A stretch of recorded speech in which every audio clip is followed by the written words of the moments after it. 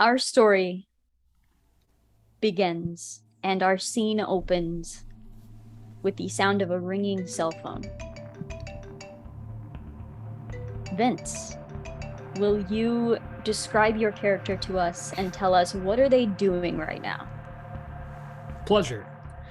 Um, Agent Pike is lying in bed and for the umpteenth time unable to sleep.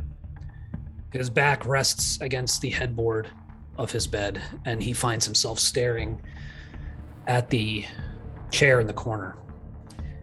And he's still not sure if it's a hallucination, a waking dream from simple exhaustion, but he sees himself there.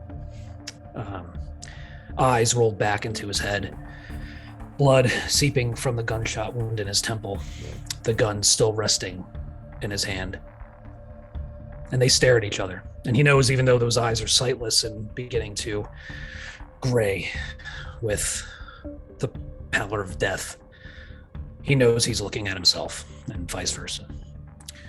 The phone rings and he looks over at the nightstand and he looks back up, and as always, that specter of the death he knows awaits him is gone. But he reaches out, picks up the phone. He is probably late 40s, early 50s at this point, bags permanently under both green eyes.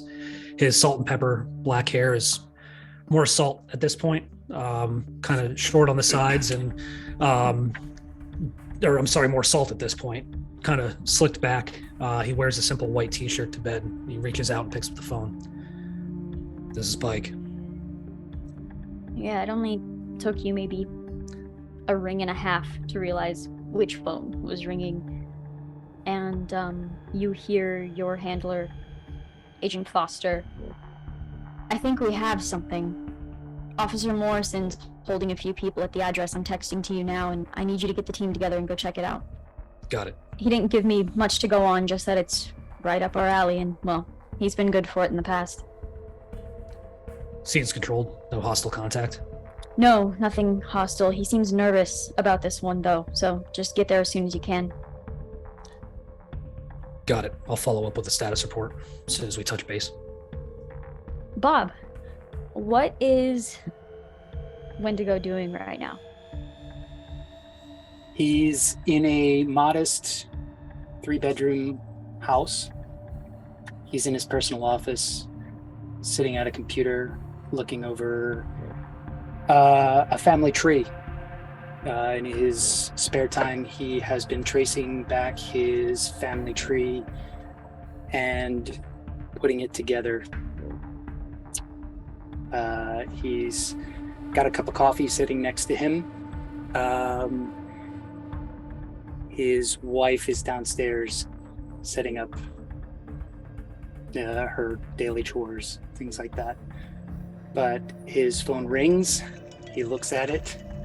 Notice it's that phone, and looks back, closes the door, and answers the phone.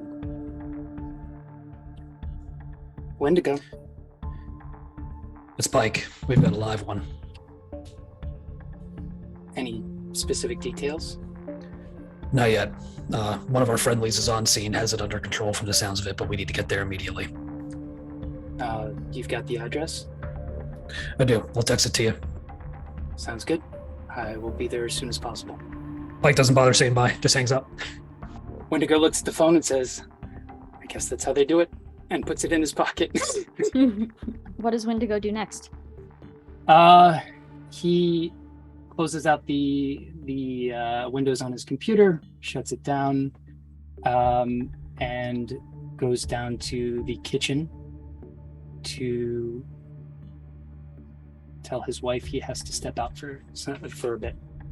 Okay, yeah, you see she's just prepared a meal and is beginning to set the table.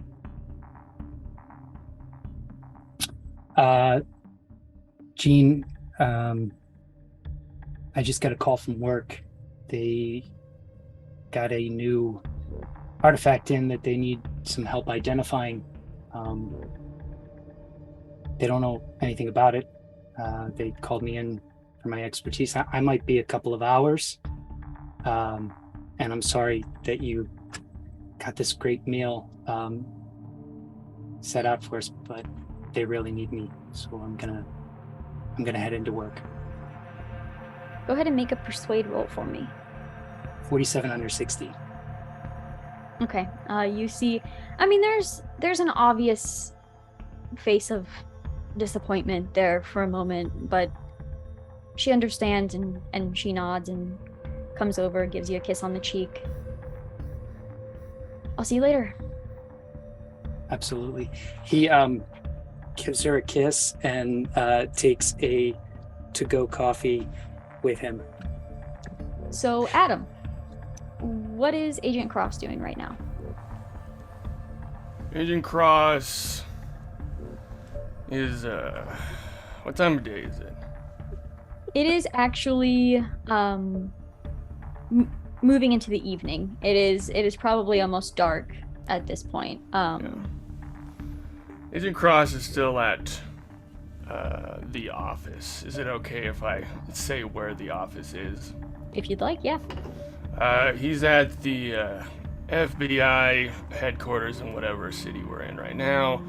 He is at his desk. He's staying late like he usually does. He's about in his late 30s. He's 5'9", slim. He looks gaunt, tired, constant dark circles under his eyes, constant stubble. He's got a cigarette always hanging out of his mouth, and he's just typing away at his computer, just kind of looking, occasionally looks off at the office, because he's sort of like the head in this area. So he occasionally looks out, but he's just sort of stooped over his computer right now, and then getting a new cigarette.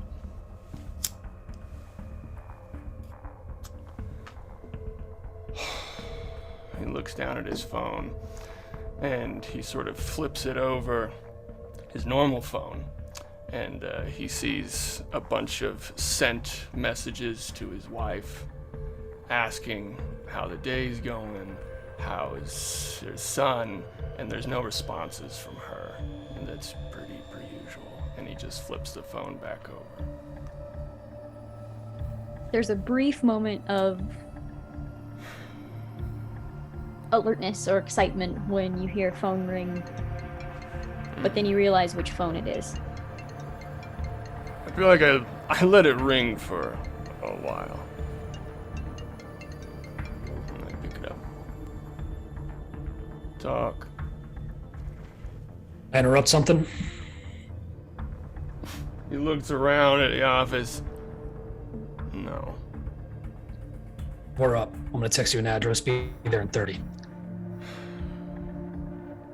He hangs up.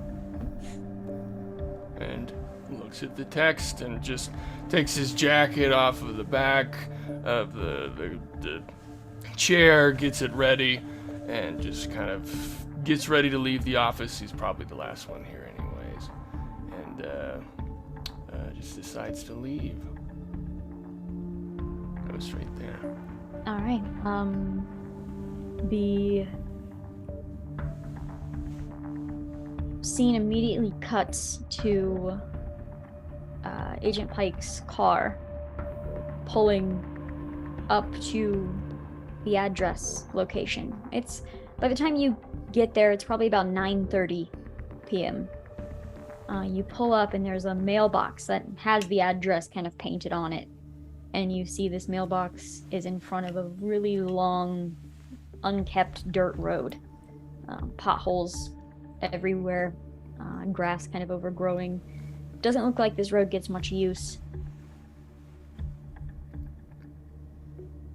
You head down the path for a little while, and you eventually, your headlights find a small camper that seems to be out here, obscured by trees from all around it, but you can see it enough as your headlights kind of reflect some of the siding on it. You see one other vehicle here as well. What would you like to do? At this point, Pike is wearing kind of like a dark charcoal gray suit, white dress shirt, no tie.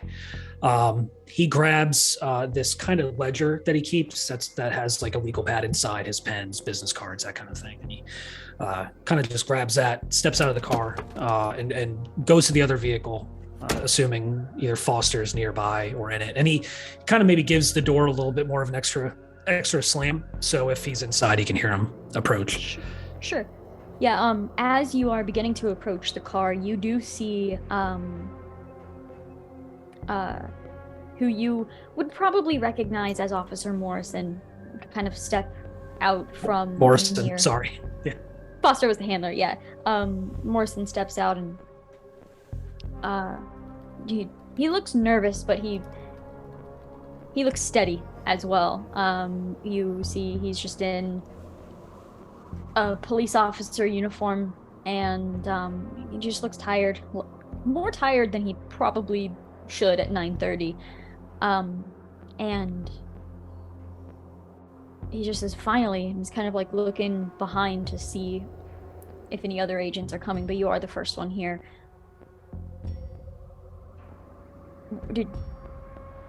Foster said there was going to be a team. The other you two it? are on their way. No. Oh, okay. Well, and you see him just kind of like look over to the camper and almost like shake his head like he doesn't know where to begin. And you can see him trying to like formulate a sentence with the thoughts, the impossible thoughts that are going through his head. And then as he breathes in to speak, he's saved by the sound of another car pulling up to the scene. Agent Cross, Agent Wendigo, it doesn't take you too awfully long to get here as well. You pull in and you can park. You see the same scene. No, there's no place to park. There's trees everywhere, but you see this camper here, and you can see Officer Morrison and Agent Pike kind of standing. Morrison has his arms crossed. What would the two of you like to do? Agent Cross gets out, normal black suit, black tie, looks a little disheveled, per usual, and just sort of looks over at Wendigo, at Agent Wendigo, Agent Pike, Agent Wendigo, Agent Pike. Wonderful evening we're having. And I'll walk over to him. Yeah, Wendigo just, as he gets out, he goes to the back of the car. He opens up the trunk, and there's a sort of a gym bag there that he pulls out his pistol and puts it into the back of the pants that he's wearing, and he just grabs the contents of that bag sort of and takes it with him. Just kind of walk over and just give a half-lidded look to Agent Pike and just kind of looking him up and down. So, been a while. Yeah, it has. Well, after you. Yeah, Officer Morrison looks a little more encouraged to speak with more of you here, and is kind of like shifting back and forth on his feet for a moment, as if he just knows that even though the three of you have seen some things, he's about to sound absolutely insane. You ever heard of the Glass Mansion? Have we? I will let all of you To a roll. I'll let you do just like an intelligence roll, Okay. but I'll also let you do an occult roll. Oh, I'm gonna do occult. 50 out of 70. 57 out of 70 on my occult. God damn it, I'm out of the loop. Yeah, Agent Cross, you just don't bother yourself with pointless ghost stories. I just get another cigarette. I'm just like, whatever.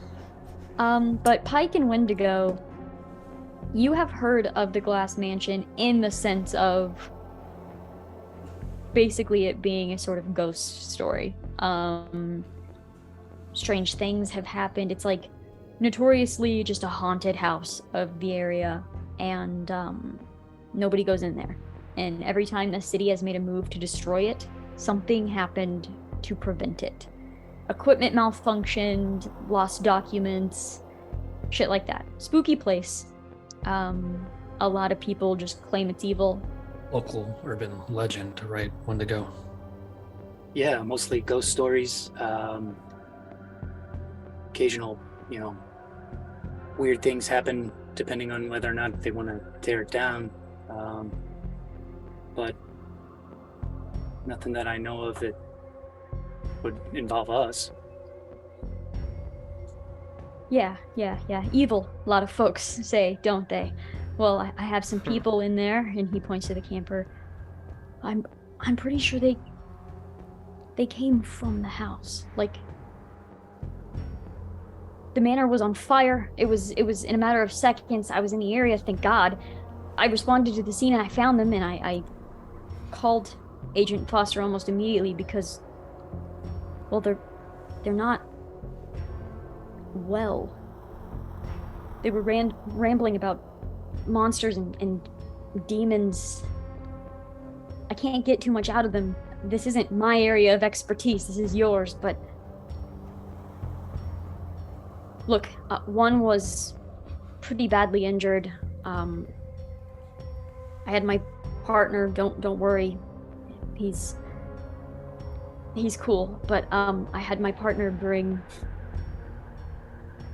a few of them to a place Agent Foster told me about already, but just kind of look over at Pike and Wendigo and be like, Officer Morrison, don't worry your pretty little head on this. We'll take it from here. Officer Morrison will remind you that you were held to the provisions of the classified information non-disclosure agreement you were asked to sign when you initiated contact with Agent Foster. Please inform your partner and your superiors that this is now under the jurisdiction of the local Joint Terrorism Task Force. It is classified as such. Your department is no longer needed.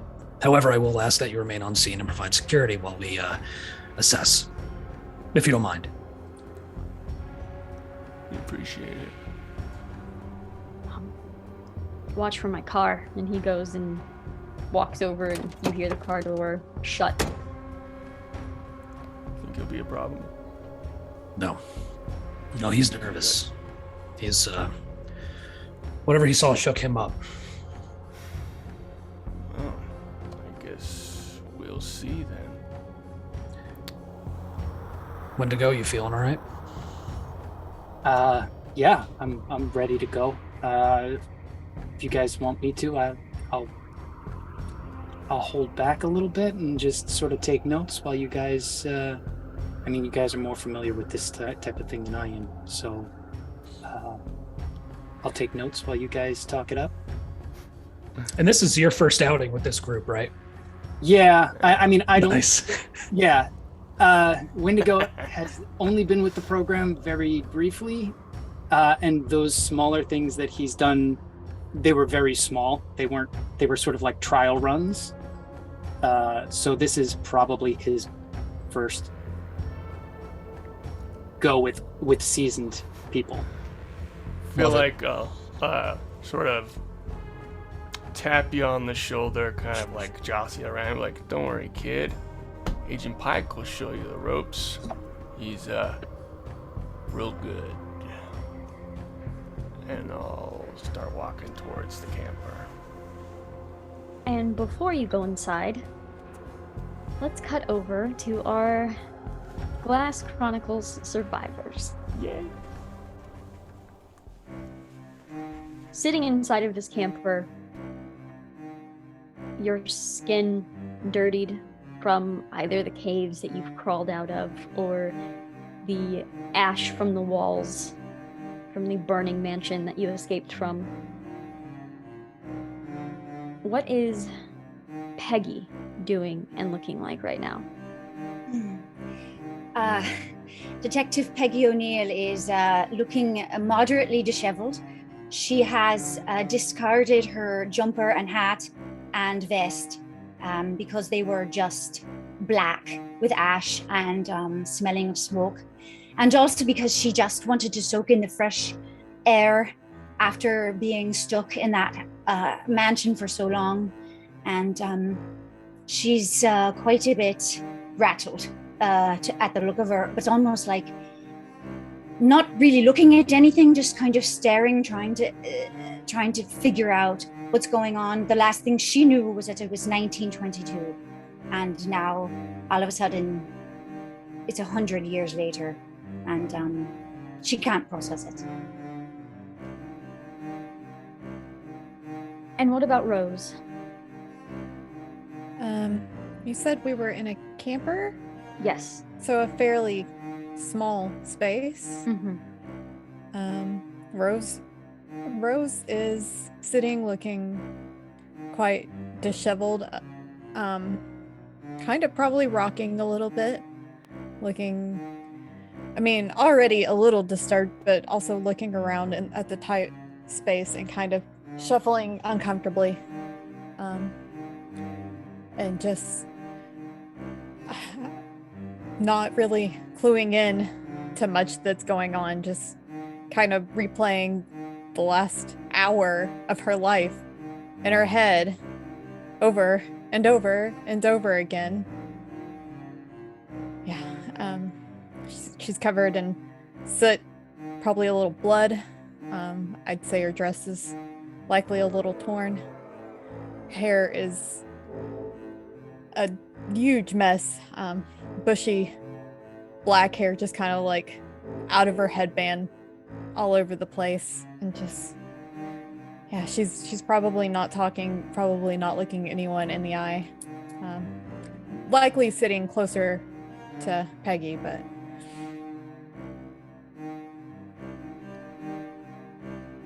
What is Emily O'Hara doing? So, Emily is still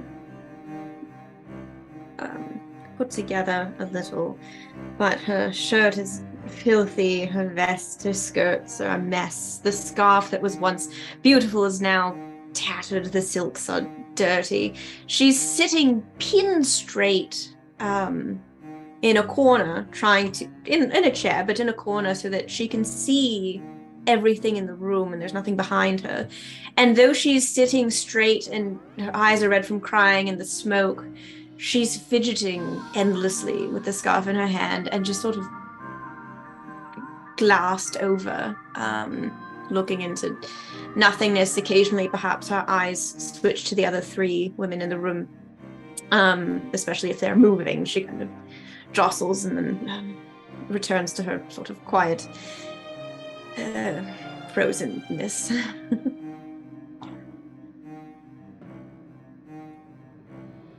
And what about Arabella? Arabella is standing as close as she can to whatever window is in this camper, and she's kind of staring off. You said it's around 9 o'clock at night, so probably quite dark, just sort of staring off at like the night sky in the woods. And she seems almost surprisingly calm, especially for Arabella, who's usually a little bit jumpy at the best of times. And she just seems almost preternaturally calm. The only thing that really gives her away as being rattled beyond just the general state of the way that she's dressed, her clothing being ripped, she's covered in blood that isn't even her own, is the fact that her hands are shaking terribly. And if you listen to her, you hear her say, "I didn't keep my promise. I didn't keep my promise. I didn't keep my promise. Where are they?" And what do you think your reactions are the moment you hear the door opening? Arabella would turn from the window immediately and say, "Dr. Clark? Monty?" Peggy just kind of jumps, very on high alert. The sound has distracted her reverie, and looks to the door. Emily jumps up back to the wall. I think Rose would just kind of pull back into themselves a little bit and look up slowly. And Peggy Feel like- also would kind of instinctively shield Rose a bit. I feel like Agent Cross would give Pike a look at this, just kind of being like, all right, we kind of know what's a little bit of what's been going on as they walk in. Yeah, so the players know that these characters are not from this time, but is there anything about your attire or your demeanor that would kind of give that away? Well, for Peggy, certainly the hairstyle is not modern. She wears very tight pin curls, and another just a thing of note is that she is in her early 30s, but her hair is completely gray, and but you'd be able to tell from looking at her face that she's younger. The style of Rose's dress, it definitely looks from the 20s. It's just kind of like a plain gray or blackish. Flapper is not the right word, but that same fit, except with her shoulders covered. It's got like short sleeves, not quite, and pearls, and her hairstyle, although messy, definitely also would have been a 20s style. It's just now, no longer tucked away as it had been under her headband. Emily, her hair is cut into kind of a 40s bob, but it's been wet. It has not been brushed, so it's kind of a mess. But her clothing, she's a woman in her kind of late-ish 40s, middle age, but her clothing is very much old-fashioned and conservative. So what you would expect to see in something like Indiana Jones or The Mummy, where it's like a khaki top, very buttoned up, and a very long skirt, like down to the floor with leather boots, but like real leather rather than kind of faux modern as well.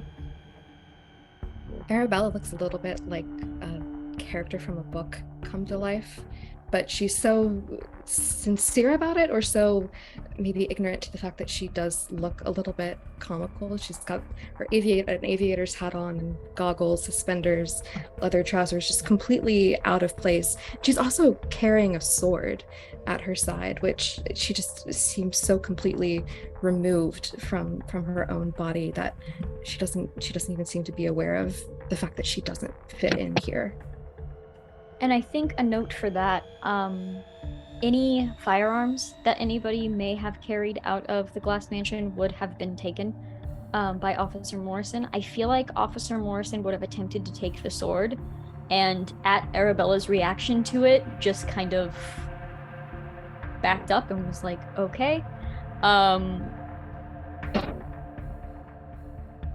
feel like seeing it as more of an emotional attachment of sorts, Officer Morrison would not have attempted to take the sword again. Yeah, I definitely think she says no, and she glares him down, and it's such a strange reaction because she seems like she can't be a day over 20. Mm-hmm. So this is the 4 people that you 3 agents see as you are entering or looking into this camper. I feel like I turn towards Agent Wendigo, and I'm like, I say under my breath, I didn't know there was a cosplay convention going on. And sorry, you're saying. Wendigo would see these different styles, and with his background in anthropology would probably know that anachronistically these people are definitely dressed in different styles that are not of the same thing. So I would nod and agree with Agent Cross there.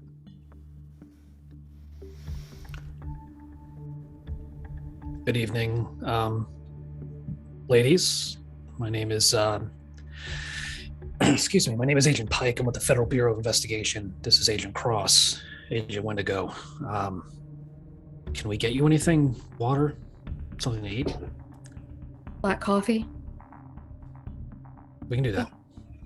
If you have any whiskey, I'd appreciate a dram.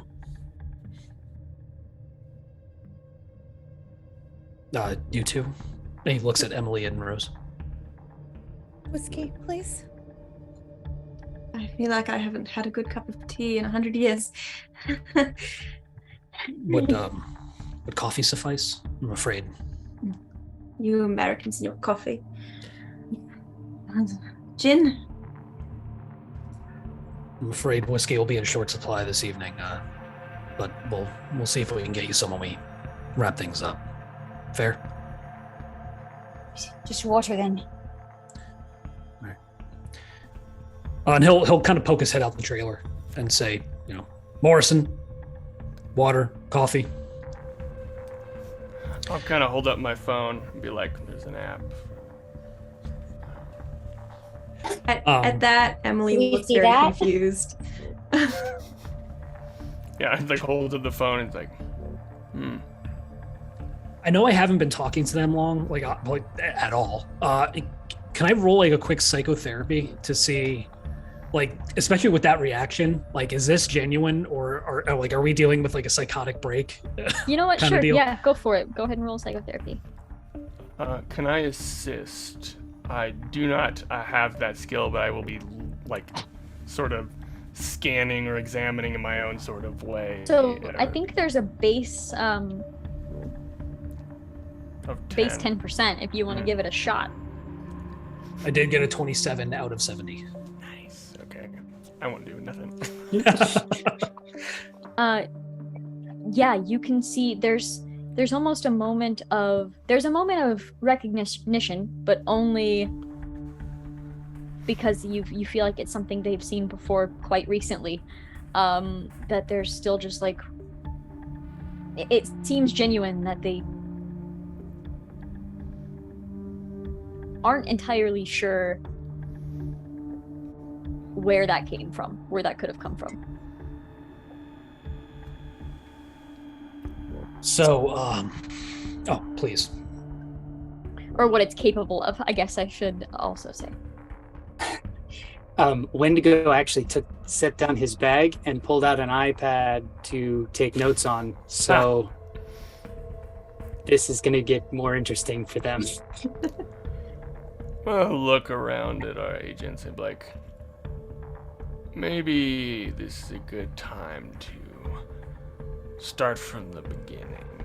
And I'll just go and kind of lean up against the side of the wall, across my arms, and just kind of look down at the ladies in the room. Emily is the eldest of all of us, right? The women, the survivors, probably. Yeah, so. She'll look over at the rest of them and just sort of kind of pull herself up to full height and step forward. Right, so who are you and why have you taken us to whatever this is? Like Agent Pike said before, we're with the FBI. He kind of looks at them again. Federal Bureau of Investigation.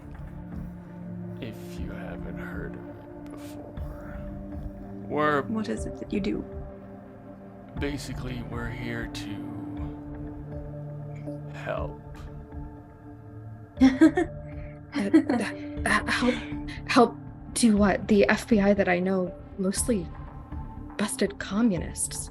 We're not communists. We're a special group.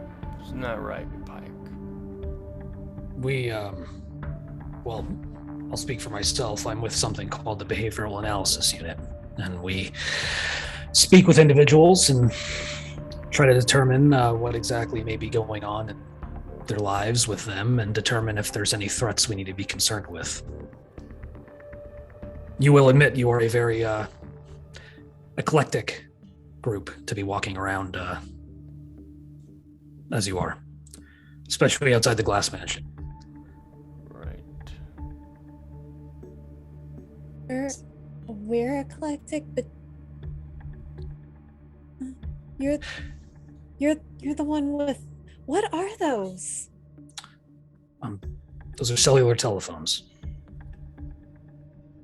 Telephones and computers in one. Cellular. What does that? Sounds like what is- biology. Do you all know what year it is?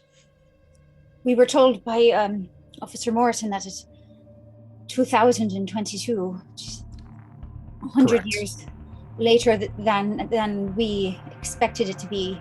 Although we did see some evidence inside the mansion that would lead us to believe that time was passing in a very strange way. Things that seemed ancient that should have been new, etc. And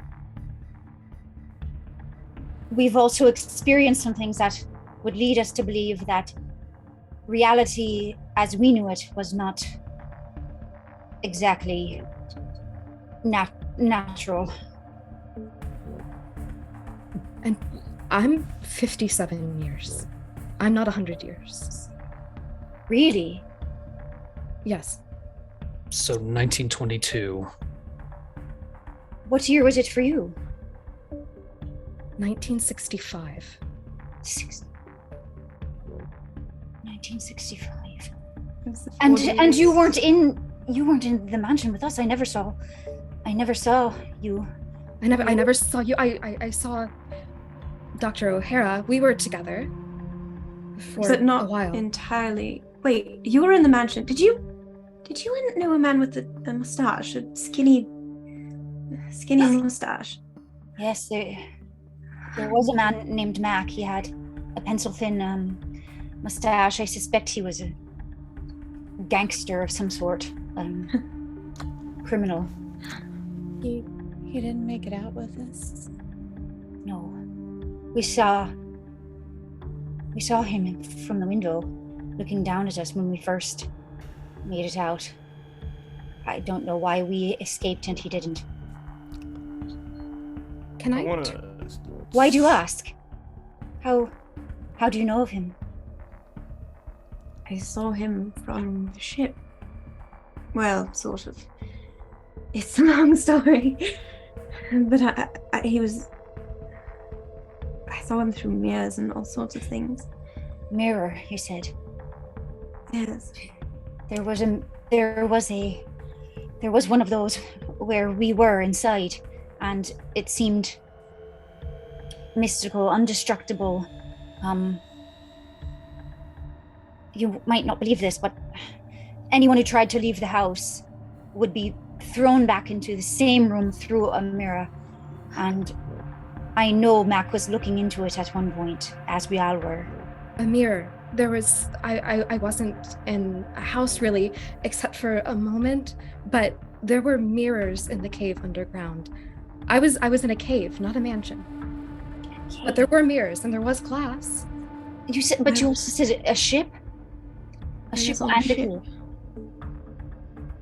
Like to slowly take out a notepad and a pencil and just kind of place it on the table in between them and be like, how about you all write down your names, when you're from, and any sort of information you feel like's pertinent. How about that? I will only do that if you can tell me one thing.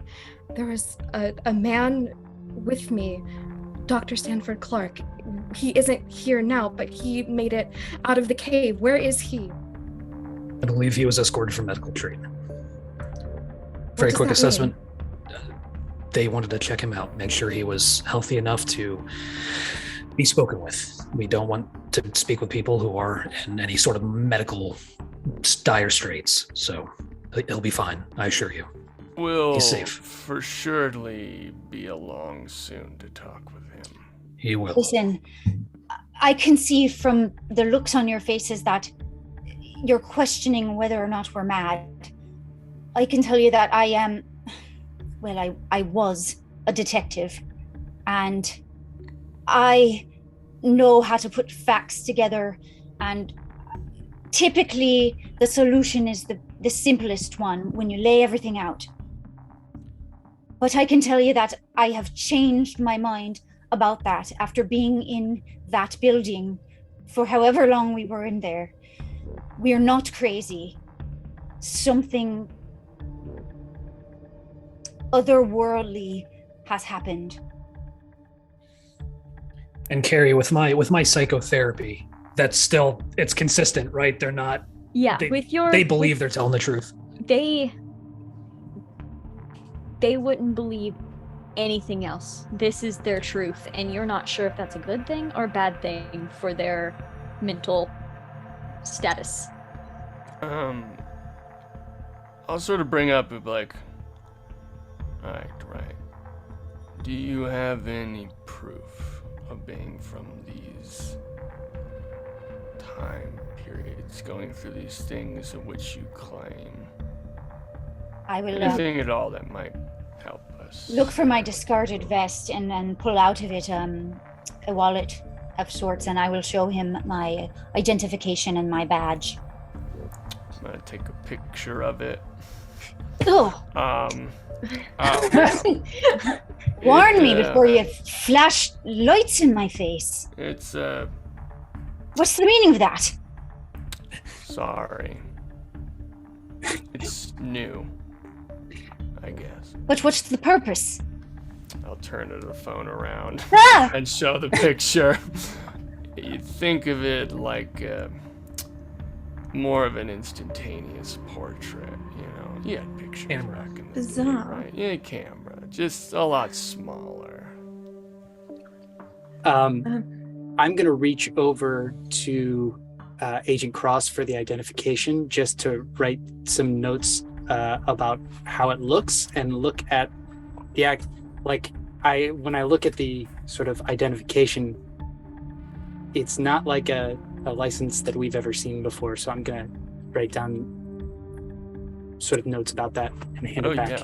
You could probably like confirm it, like that, like, oh yeah, legitimately this is from this time period and blah blah. That'd be dope. Miss, and about this time, oh, go ahead. Officer Morrison comes up with a few bottles of water from like the back of his car. Brings in some bottles of water, and he doesn't have any coffee, but he brings in some like Coca-Cola cans, and brings these in. This is the best that I got.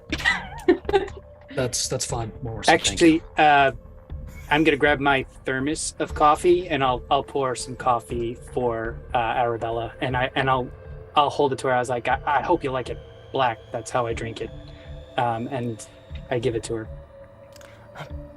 Probably have coffee. Officer with me too. Morrison also, like, as soon as Officer Morrison hands in the drinks, he's gone again. He goes back into his car. He does not want anything to do with whatever's happening in here.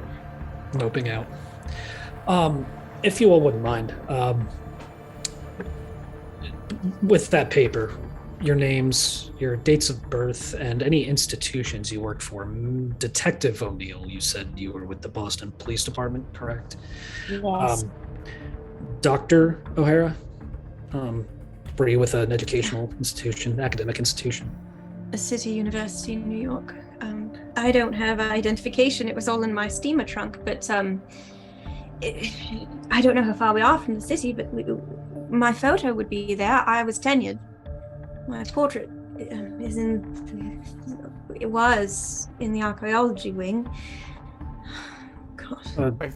I think while everyone is doing this, if I can be on my phone doing some computer science and looking up everyone's name, double checking what happened to them, and cross-referencing all that kind of good stuff. Photos, Exactly. All that kind of good stuff. Perfect, yeah. Can I do that, Carrie? Yeah, go ahead and make that roll. All right. Gotta get under 70. Oh, that did not roll. Thank God. That is a 44 under 70. That's a critical success. Yeah, doubles are crits. Oh, right. So if it's over, it's a critical failure. Do we still have hard and extreme in this one or no? Mm-mm. Okay, cool. Okay. And if possible, it'd be great to extend that to this mention of, well, the Glass Mansion, and then kind of cross-referencing Dr. Glass, blah, blah, blah, blah, blah. Yeah, I think I'll have this be kind of an ongoing thing. Like you're Cool. looking a few different things up, and then we'll kind of go through what you figured out a little later. So you're Googling away as conversation continues. I imagine it would take time, like if we send off a request like Boston PD, like, hey, can you confirm this person was an employee back in 1922? It's gonna take a minute to get that back. Yeah. I can prove who I am. I'm a published author. I published 12 books between the ages of 15 and 20. That's impressive. It's Earhart. Arabella Earhart. Yes, that's my name. Like this. I feel like that'd be a pretty easy That's search. a pretty easy one. Yeah, that one comes up immediately. Huh. Yeah, that's me. I have a feeling that Wendigo might have actually read those books. Like when he Oh, cool. when he snapped up, like as a youngster, I read those books. So, but So would this this like author's page, would it have a photo of Arabella? In the 60s, probably. Yeah. Yeah, so Agent Cross, you begin, Googling the author, some books come up.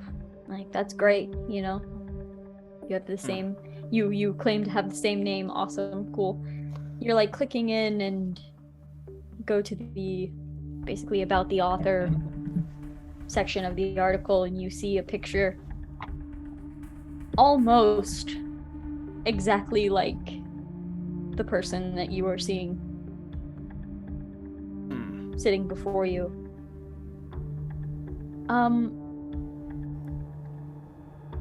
And there's a moment where you want to make an excuse. There's something else going on here. And then you see all the details that you were just told. 12 books.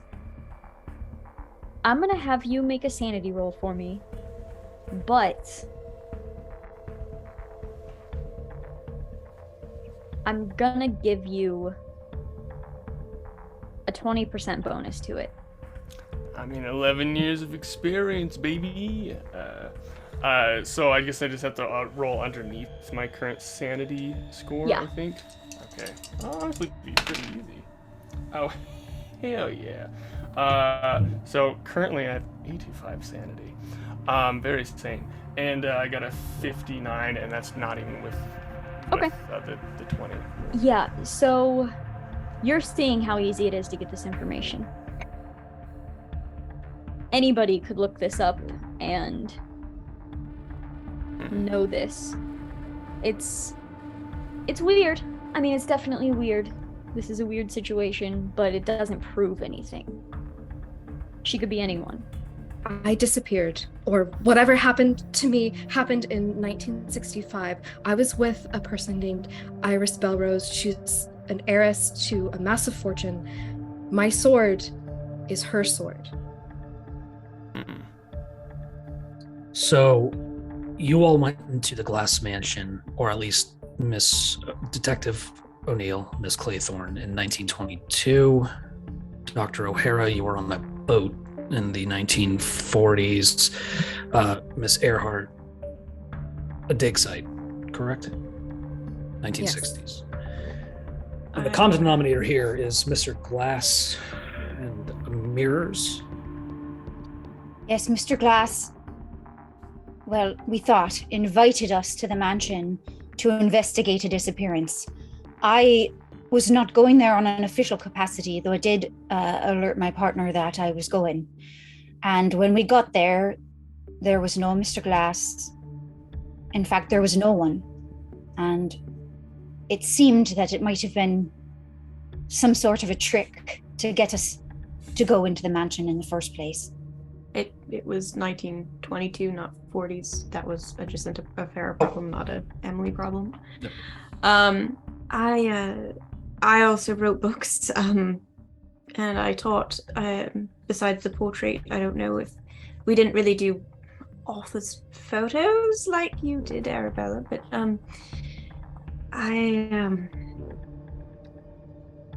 she writes down on the page and speaks at the same time. I was born August 17th, 1882. And Dr. Glass hired myself and my compatriots to travel to find some artifact to help his wife who'd fallen ill. So I took a sabbatical from the university and I headed off. We never made it.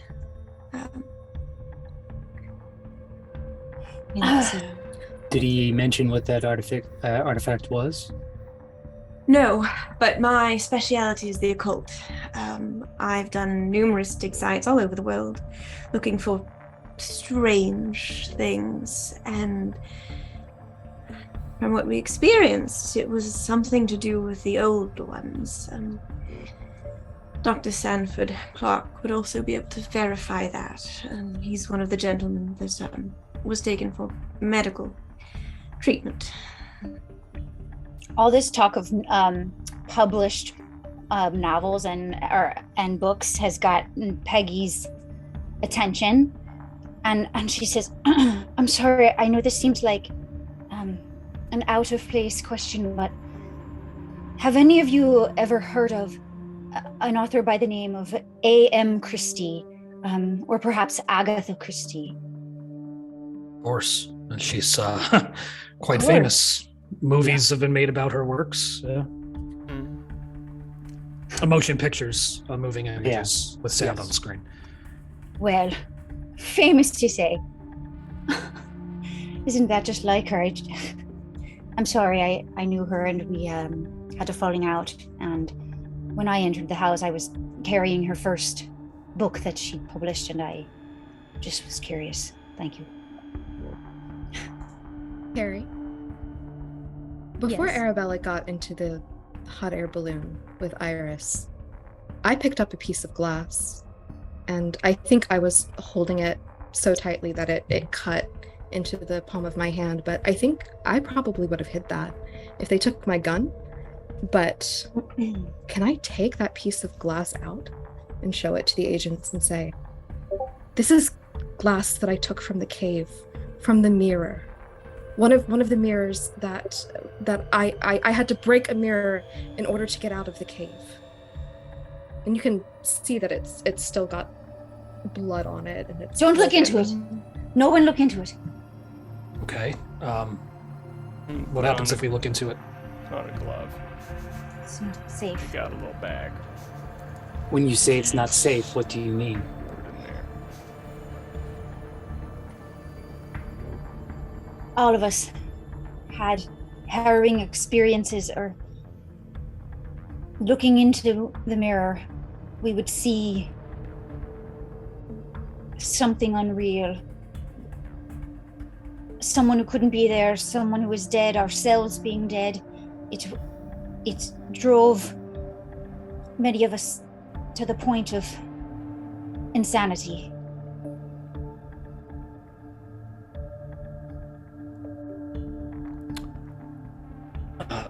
Were you all exposed to any unusual contagions, creatures, substances during your time where you were call wherever you them were? that. Do I have a Geiger counter, like in my car? Unusual is a nice word for it. There was a creature, large. It had She tries to two-headed. describe that creature as best as she can. Can't really remember. Was it tentacled? No tentacles. Wings. There were wings. Oh yes. Very White, right? tall. White skin. Dark, huge, giant wings, just vicious claws. It's demonic. Ferocious. You saw those too? Well, one. We saw. I had more than one. More than one. How are you Dr. O'Hara and I had eight? Eight? 9? How are Jesus. We saw a number on the ship as well.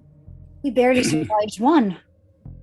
Most of my group, I don't think, survived it. Oh, I'm sorry. Were you all, were you injured? Were you injured by these entities? No, the only people in our group who are injured are dead, or they're gone. I was not injured by that creature, but I was injured by... It's hard to explain. There were bodies covered in white sheets that seemed to have been there in an ordinate amount of time, that I pulled a sheet off of it and it attacked me. It was human, but not. Dead, but not. And it scratched me on my shoulder. If you don't mind, we'll leave you here with your water and coffee. We'll give you a moment to collect yourselves. I understand you've been through quite a bit. I'd like to step outside, speak with my compatriots very quickly, if you wouldn't mind. Sure. We'll be back. Thank you. I'm walking out. I'm gonna pick up the can, gesture like this, to like, that's how you open it, and then put it back down as I walk out. Does any of this sound familiar to you, Pike? Any of these from any other sources, missions before? No, I've never seen anything like this. Time has never been a factor quite like this. Should I call Foster? Give him a call. Brief him on their findings so far. See how he wants us to proceed. Right. I'll take out the special phone, give him a call. I imagine it's a flip phone, rather than a smartphone. Yeah, give him a call. It rings once, and then you hear, "What's happening? What's the situation?" It's a good time. And I'll brief them on what we've been told so far, and just kind of ask for more information about about these people, disappearances when they did, Dr. Glass. I think someone might have mentioned the island destination that they were going to. Maybe see if that's an actual real island. See, just kind of giving them all the information, seeing what they can give me. Okay. All right. First things first, there's a safe place I want you to bring them to. It's program friendly, and it'll keep them fed and housed until they can adjust.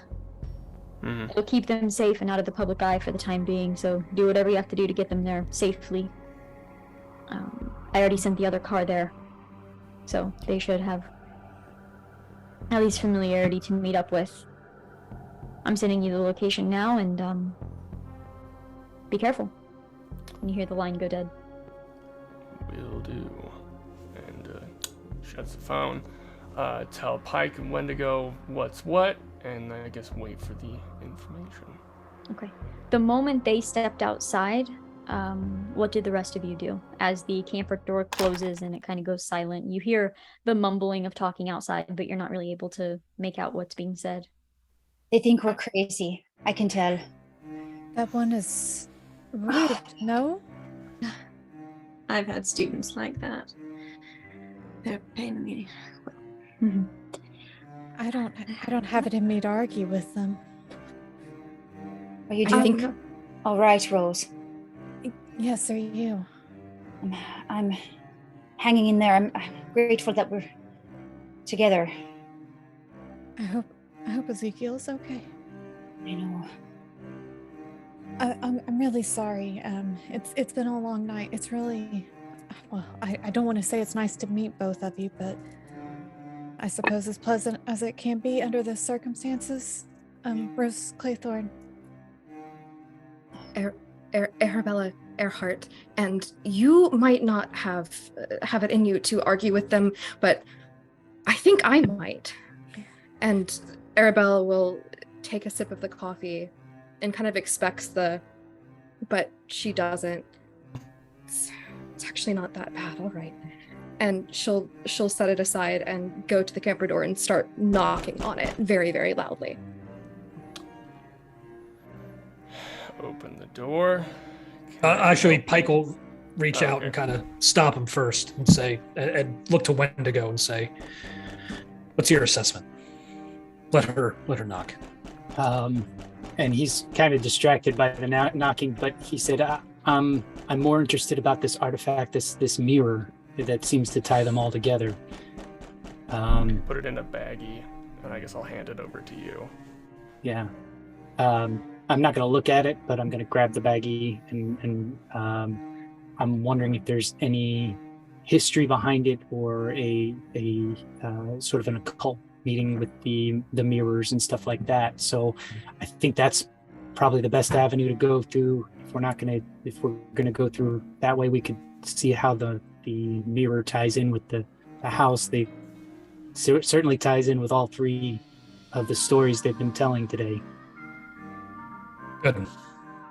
I agree. However, I ask that you will prepare yourselves for contingencies. There's a very decent possibility that they are all now vectors and may need to be contained as such. Are you comfortable with making that decision if need be? I just have like that little holster thing that's like a chest sort of holster off to the side in my thing, and I just kind of like unflick the little thing that goes on the top of the gun so it's easier to access, and I won't say anything. Vectors? Avenues through which the things we're concerned about can spread. And that's a bad thing. The worst thing. Okay. So he just sort of pulls behind him and then puts it back in. Good. Secure, contain, protect. Gotcha. Let's see what they want. It'll open the door. Arabella almost falls out. Just comes like spilling out. Is there something wrong, Mrs. Earhart? Yes, you're keeping us trapped here. You won't tell us a goddamn thing. We have friends that we don't. You're telling us that they're okay, but we have no proof that they're okay. Can you prove to me that Dr. Clark is fine? Can you prove to me that what was his name? Ezekiel? Yes. Yes. Can you prove that Ezekiel is all right? And can you tell me, when we were picked up, was there an older man with white hair and a mustache? Did someone that looked like that get picked up? He was alive the last time I saw him. I can see that you're upset. We're actually gonna be taking you right to your friends look over at Pike soon. Now, as a matter of fact. So, we'll answer any questions on the way. I just ask that you be patient. Believe me, you don't know what you say. You don't know what's going on. I'll be honest with you, ma'am. Neither do we. I look at Agent Cross. Do I know your name at this point? Oh yeah, I think I said Agent Cross. Okay. Agent Cross. Mm-hmm. I know I'm young, but don't fucking treat me like a child. I'm not a little girl anymore. You have no idea what we've been through. So if you want us to get in a car with you, I'm sorry. I've already boarded one vehicle and ended up in hell. I'm not doing it again without some kind of proof that Dr. Clark and their friend Ezekiel is alive. I'm unable to provide that at this time. What I ask is that you trust us, and we'll take you to them. I agree, you have been through quite a bit. Perhaps Officer Morrison has taken a photograph with his magic box. I do believe there has been a misunderstanding. We've been polite so far. We're not asking. Unfortunately, things that we get involved with are rather dangerous. So it'd be best if we all kept calm heads. But what you are saying is that we are being detained. Yes. No. What you need to realize is the things that you have seen, we deal with in some form, fashion, or another.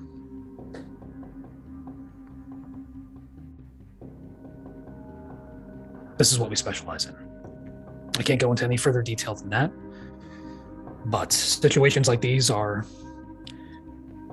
what we make it our business to understand and respond accordingly. Does that make sense? It does. Am I allowed to ask what you intend to do with us? Keep you safe. Get more information. Figure out what exactly it is that is going on so we can respond. And how long will we be detained?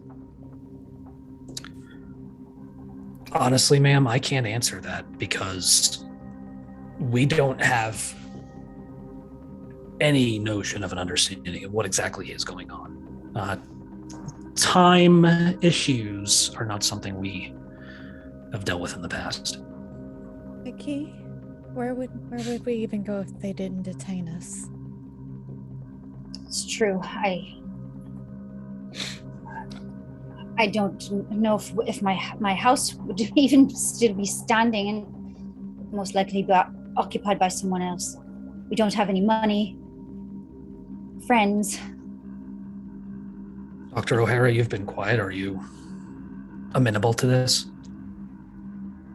So Emily steps out and maybe puts a soft hand on Arabella's shoulder and gives it a squeeze. If she seems okay with that. She does not. Okay, she comes into proximity She's and you not okay. probably like move away and she doesn't try. But she looks at the group then, the men, and says, "Gentlemen, we've been through enough in the last what? I don't even know how to say it. You can understand if we are wary of jumping in a car, you said? Of course. With Of course. a bunch of strangers. Now, I recognize that there is an amount that you don't know and an amount that we don't know, and perhaps working together we can figure it out. But I'll be quite honest, and looking to the survivors now, I have been in this dress for longer than I've been alive, which is a strange thing to say, and I would like a cup of tea and perhaps a bath. And if this is the only way we're going to get it... If it makes you feel any better, I would offer to let you drive if I knew that you knew how to operate one of these. I like raise my wouldn't eyebrows even- at Pike. Give me a horse, Agent Pike. Perhaps that we can speak to, but not one of your cars that the officer brought us here in. Rose is right. I don't think we have another choice, but can I ask that we not be separated? Of course, we have no intention of separating you. All right. We came in 3 cars. That is the only separation we expect at this point because we can't fit you all in one. You may choose to ride with who you wish, and we will get you to your next location safely and expediently. Someone's gonna have to sit on the hump. Somebody's gonna say, yeah. if you want to all be in the same car. Arabella would like to ride with Dr. Cross. Or Agent Cross. I'm a doctor now. Hey, promotion. Hey, I had trouble remembering if Nick had a PhD or not in the first one, so. Okay, I will you may. be in the same vehicle as Rose, please. Of course. Any preference on what agent you ride with? Who's getting picked last for kickball? I think probably Wendigo. Okay. Which leaves Dr. O'Hara with Ike. All right. All right. Officer Morrison is happy that his time here is concluded, and he is the first one out of the area. As you are all loading up into the vehicles. Before we leave, I'd like to just do a quick little sweep of the camper, make sure nothing has been left behind. Nothing that's also time sensitive, as in like from the 1920s and that kind of junk, just in case. Ike will actually like lean over to him and say, if they drank from it, bag it. I'll go through, do that. Or actually, I'll probably bring in a little duffel bag from the trunk, do the whatever in there, bring the same duffel bag out, put it in the back. I will open the back door for Miss Earhart, not the front seat. Yeah. I will kind of like climb in, just scooch in there. Agent Cross, I'm so sorry that I was angry earlier. It's been a hell of a day. I could use some fresh air. Do you mind rolling the windows down for me? Sure. And he goes like about halfway. You didn't have to crank it? No. The wonders of technology. Right?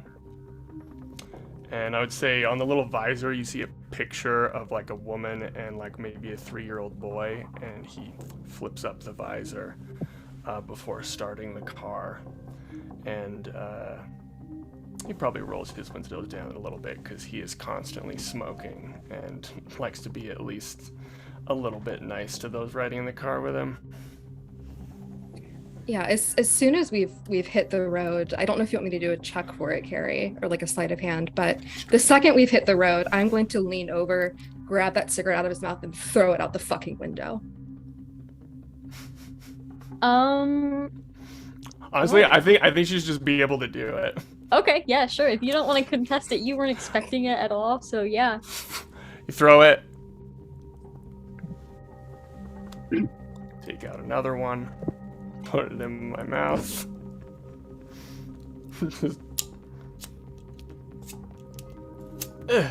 Light another one. I kick the back of your seat.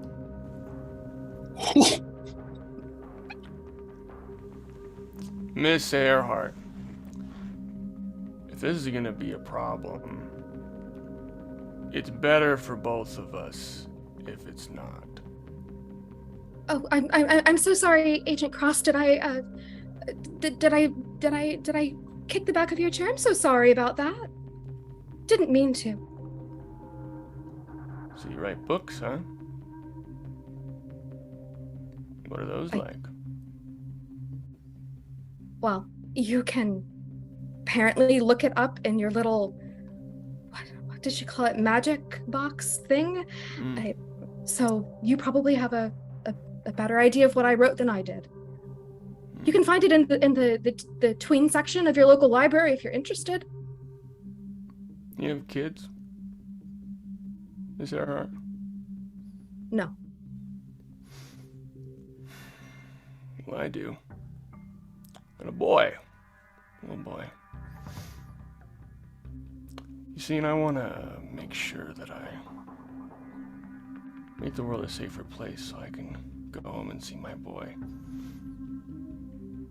Right now, there's someone kicking the back of my seat. Might make me drive off the side of the road, hit a tree. I don't want that. So why don't we just calm down? Talk about one of your books.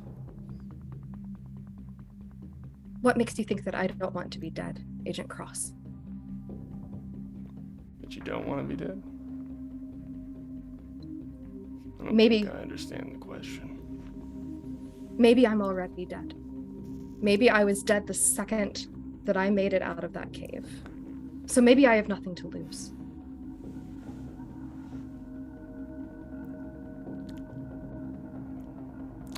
I'm gonna send Pike a text on the phone and say we may have a problem.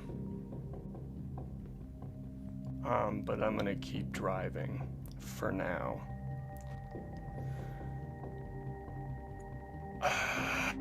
I will kind of lean back and be like, it might surprise you, Miss Earhart, but I'm actually the nice one. And I'll keep driving. And with that, we switch over to another car. Wendigo, where do you place Peggy and Rose in this vehicle? When Wendigo actually opens up both the passenger side front seat and the passenger side back seat to let them choose who wants to sit where. This is not a car. This is some kind of a spaceship. Technology has advanced since you've last seen an automobile. Say, It's I don't mean to be rude, but I think we might like to sit in the back together. Totally understandable. And I close the front passenger, and I just let them sort of slide in the back.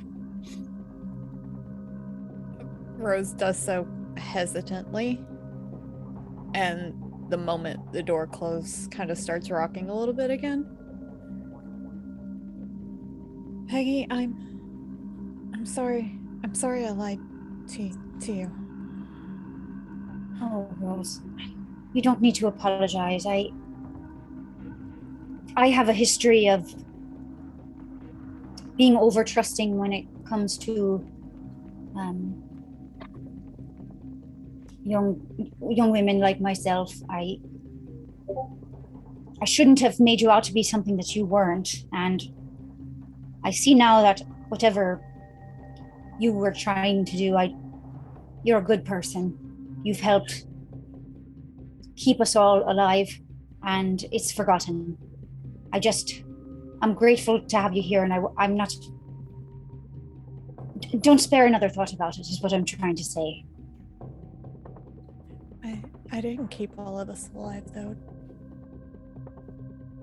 I know, but you did keep some of us alive as best you could, and clearly that was all of our intention, was to keep everyone alive as long as possible.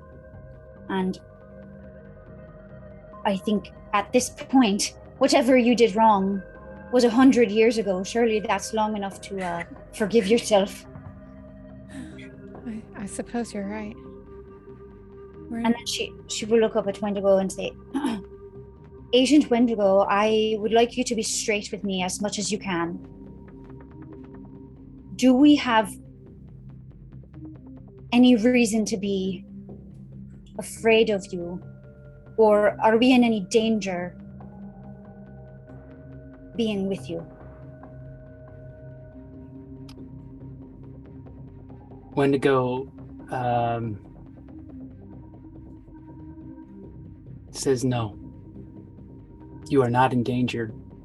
In fact, the hands you are in right now are probably the safest for you at this point in time.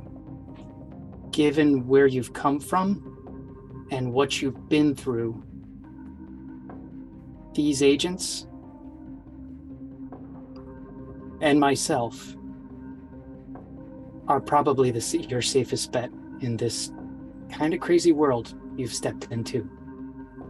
Carrie, can I do any kind of roll to see if he's being sincere? Sure. That'll be a Hume int roll. And I'm trying to see, like, does he actually believe it that we're not going to be in any danger? Or is there anything, like, a little nervous about him in his response?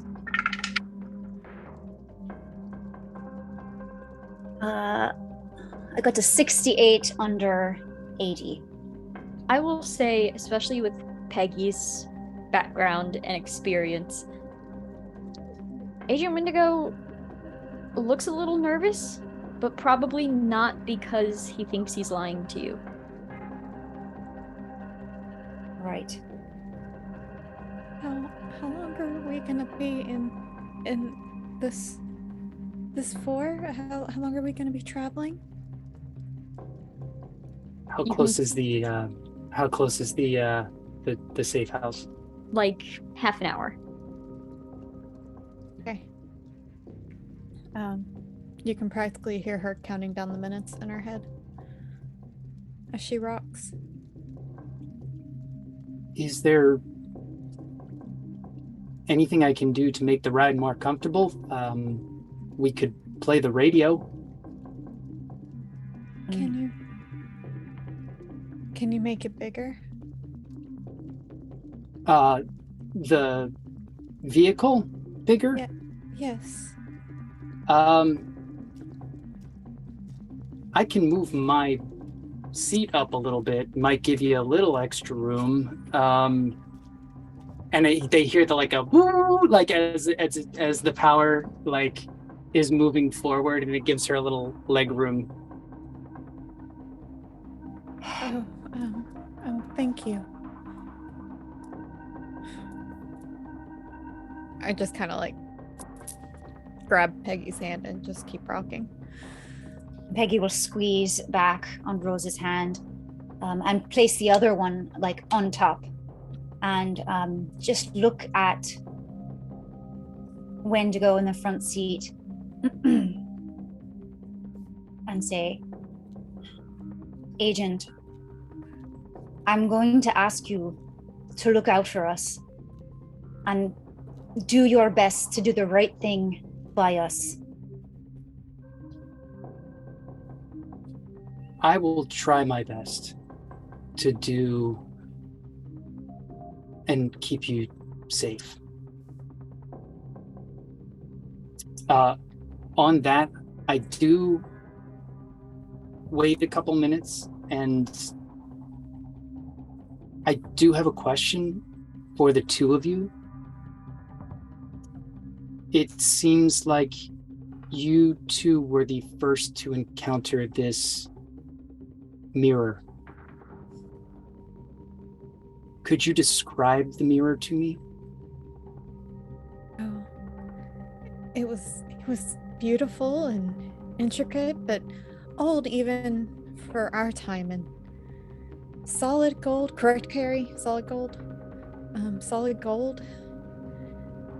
And if we threw anything out the front door of the house or tried to leave, I threw a watch out the front door whenever we'd only been there for a short amount of time, and the watch came through the mirror back into the sitting room that we were in.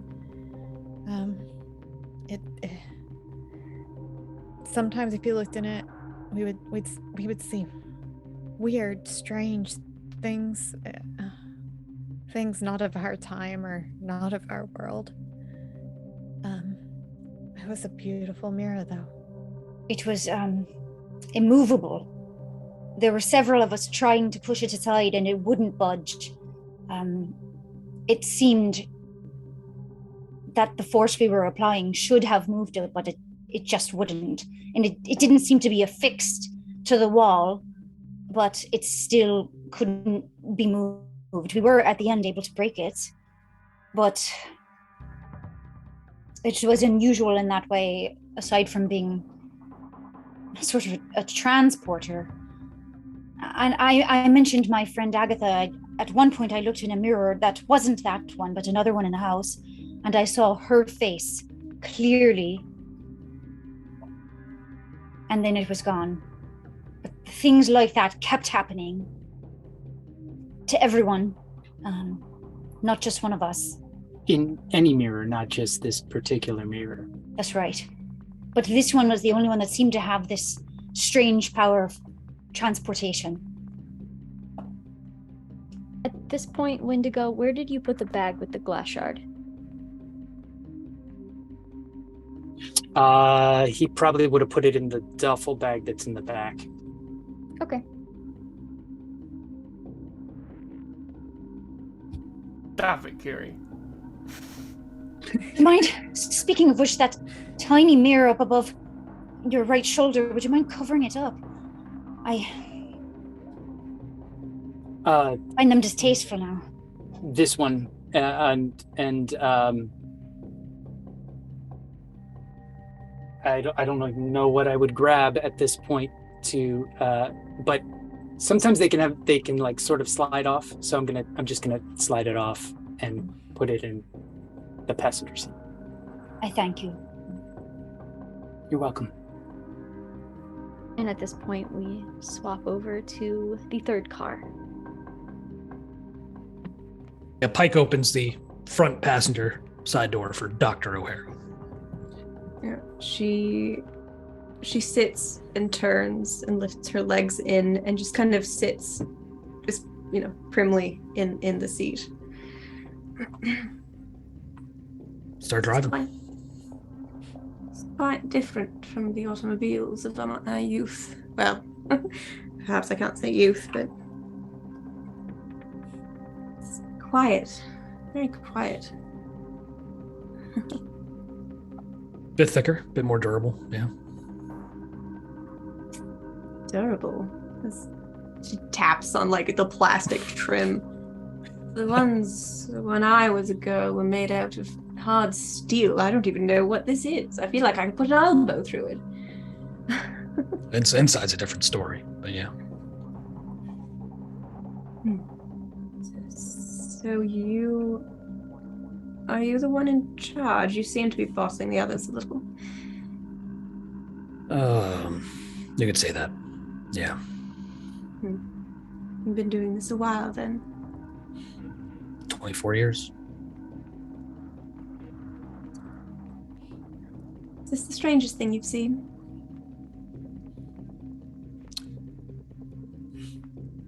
No one's died yet. So no. Well, that's lucky, I suppose. Let's hope we can keep it that way.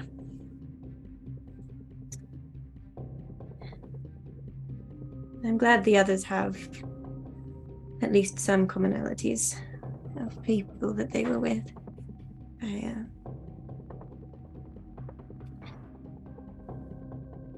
imagine it's grounding, at least. Peggy and Rose seem to have each other, and Arabella and Sanford were from the same time as well. No one came through with you. No.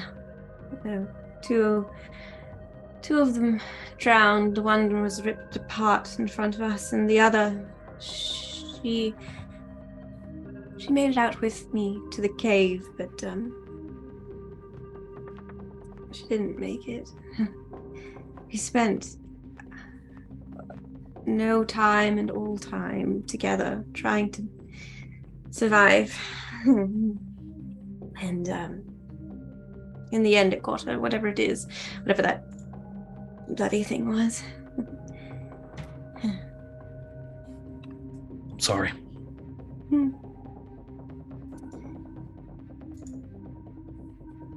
I've lost count of how many I've lost. It's not a good feeling. She kind of looks out the window, and you can see her kind of doing math in her head. I don't think anyone I know would be alive now. Not even the little ones. It's been a long time. You do believe us, don't you? I do.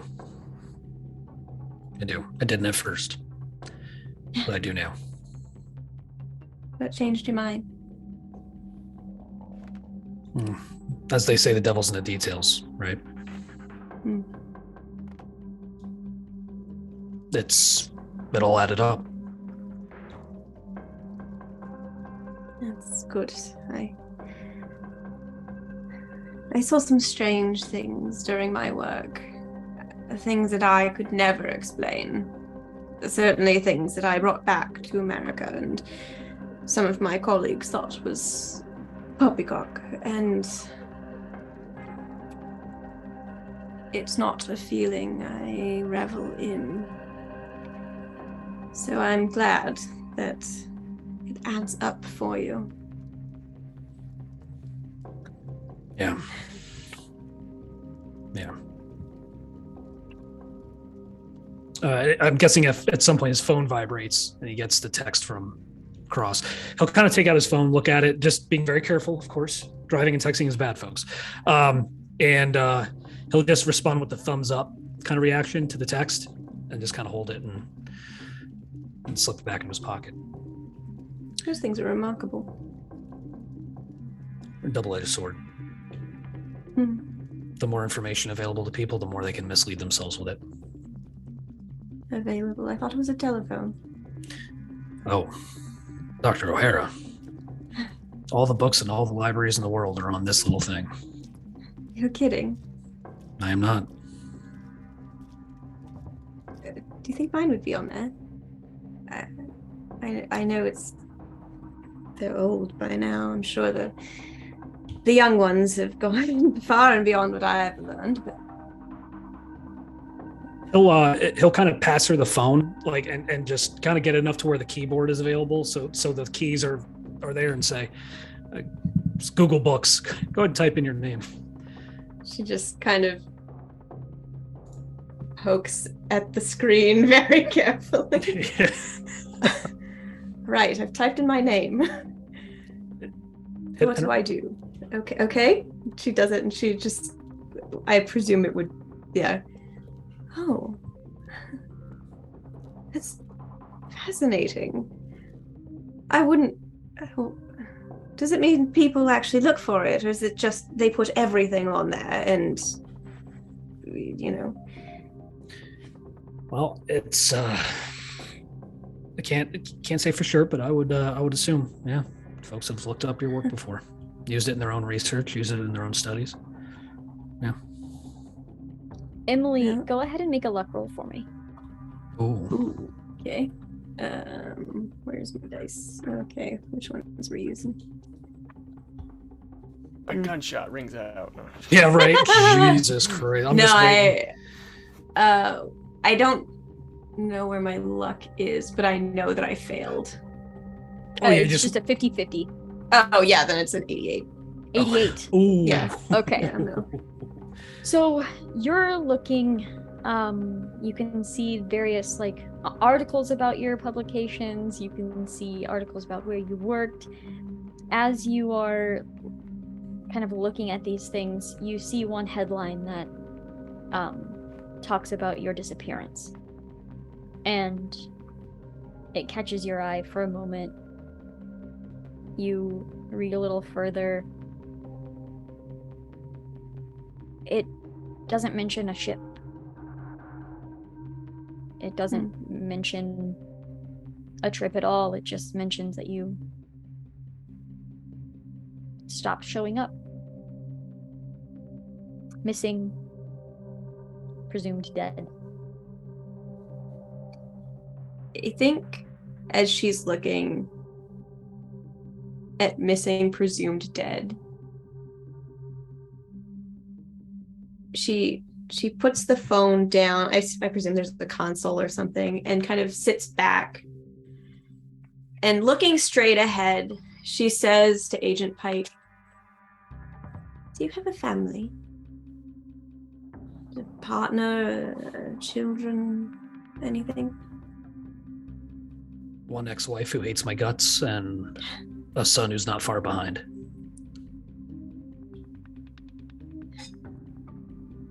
Imagine an entire life. Entire life when all they can write about you is that you're missing, presumed dead. No one to remember you, no one to... My work, of course, is why I'm glad. But the...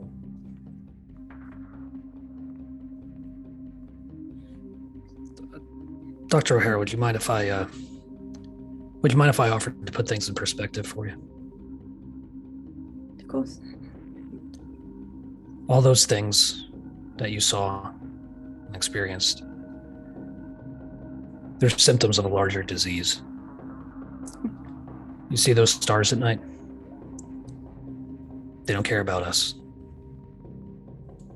They want to eat us, want to consume us. Not because they care about us, but simply because we're just ants to be ground underfoot. What we do is try to just keep them away a little bit longer. That is what you do, Agent Pike. I hate to break it. I spent my life looking at the past and all the incredible things that humanity has done, and the terrible things. It all matters because it matters to us, you understand? If it doesn't matter, then why are we even here? Yeah. Stopped asking myself questions like that a long time ago.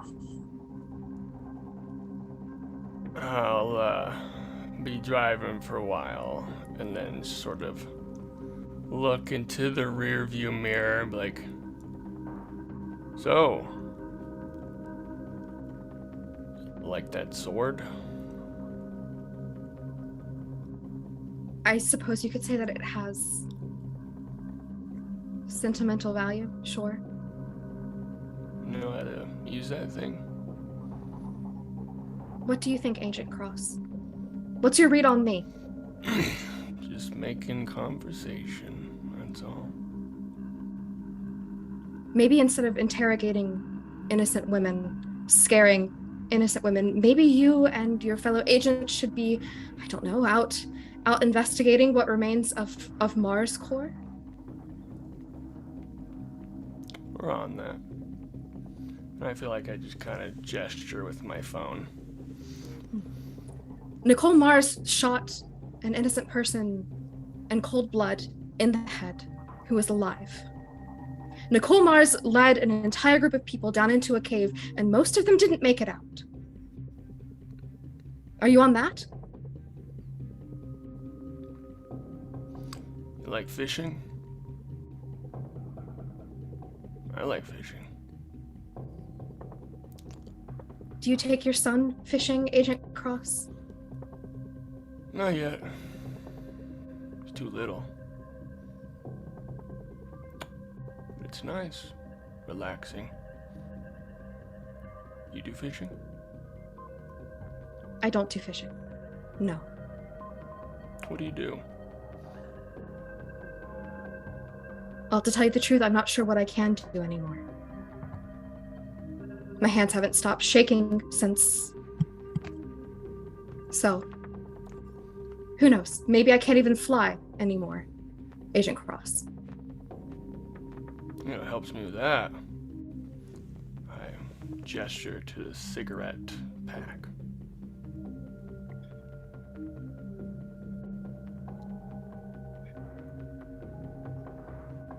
Sure. I'll take one. You've got a light? Yeah. And I'll just kind of hold it and over my shoulder. Nice.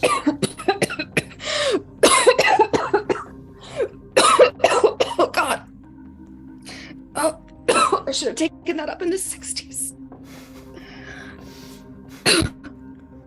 Feel better?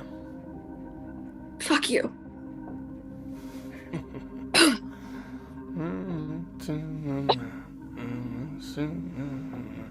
And I'm just kind of humming Agent along Cross. as I pull up. Agent Cross, make an alertness roll for me. Oh, fuck. Oh, that's like, I think, the worst one possible. That is a 99. Ooh, no. Okay, yeah, you don't notice anything. VJ, I did send you a message. Yeah, I saw it. I saw it. So is this how you and your friends like to spend your time? Terrifying women, interrogating them about matters that they don't even understand, that you clearly don't understand. Where is it that you're even taking us?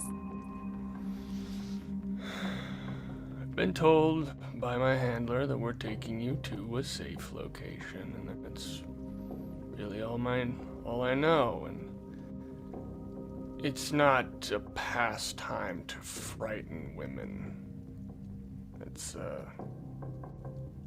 ridiculous. Which part? Please back up for me, Agent Cross. Which part of this is ridiculous? The people who've materialized out of thin air, the technology which is advanced far beyond even what an author's imagination can conjure up. Which part of this is ridiculous, Agent Cross, or is it me? Which part are you calling ridiculous? I'm gonna stop the car. Slow. Stop the car. And I'll be like, put my cigarette out. And I'll kind of lean back, open the passenger door, and I'll be like, I'm here to help. If you don't want my help, there's the door. I'm sure you can figure it out yourself, but I know it might not seem like it, but we're the best chance you got. I don't want your help. I'll stay in the car, but it's not because I want your help. It's because I want to know that my friend, possibly the only friend that I've got left, is alive. So once I know that Sandy is okay, I'm done. All right. And he goes, shuts the door, and then starts driving the car more. And he's going to, on the drive, attempt to do more small talk, but I'm sure it's not going to work. Yeah, He's trying, even though it doesn't seem like he is. I imagine you're like asking me about like the books that I've written, that sort of thing, and more so to herself than to Agent Cross. You hear Arabella say, "I promised them a happy ending, and I couldn't give it to them, and I realize now that happy endings are for books and for children, Agent Cross." These are your friends you left, right? Something like that, yeah. Yeah. It's difficult.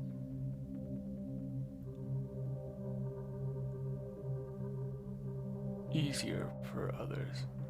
And I feel like he kind of looks just kind of out at nothing, but he's thinking of Agent Pike. Forgive me for saying Agent Cross, but I don't think you can even imagine. Sure.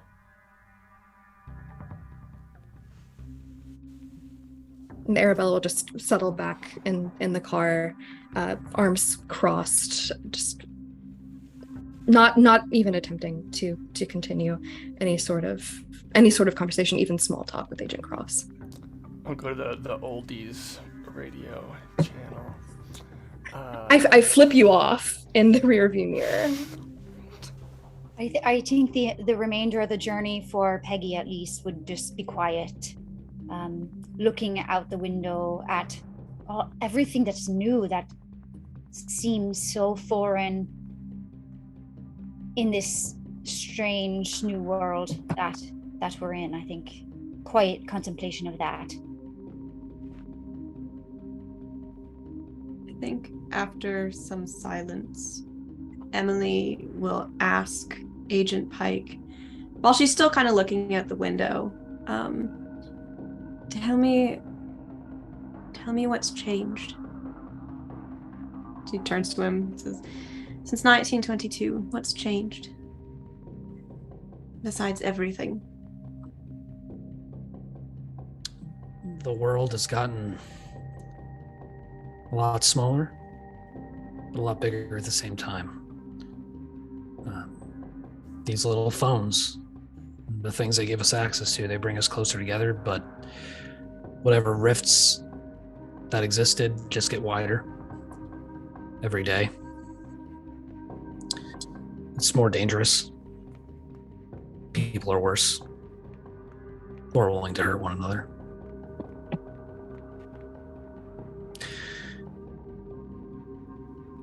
It's not a better place. We, well, if you'll pardon my language, we fucked it up. She turns and looks out the window again and says, "So I suppose the war to end all wars didn't quite do its job." Oh. Nope. A little Austrian man by the name of Adolf Hitler had something to say about that. Yes, things change, things stay the same then. She just kind of looks out the window. We're forever trapped by our inability to learn from our mistakes, ma'am.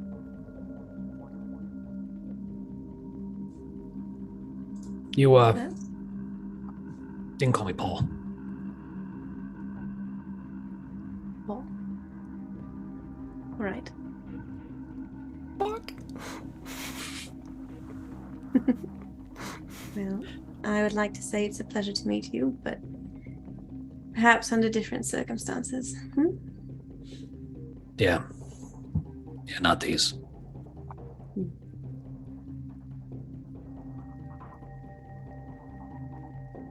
Agent Cross, you are beginning to pull in to what looks like a giant empty parking lot.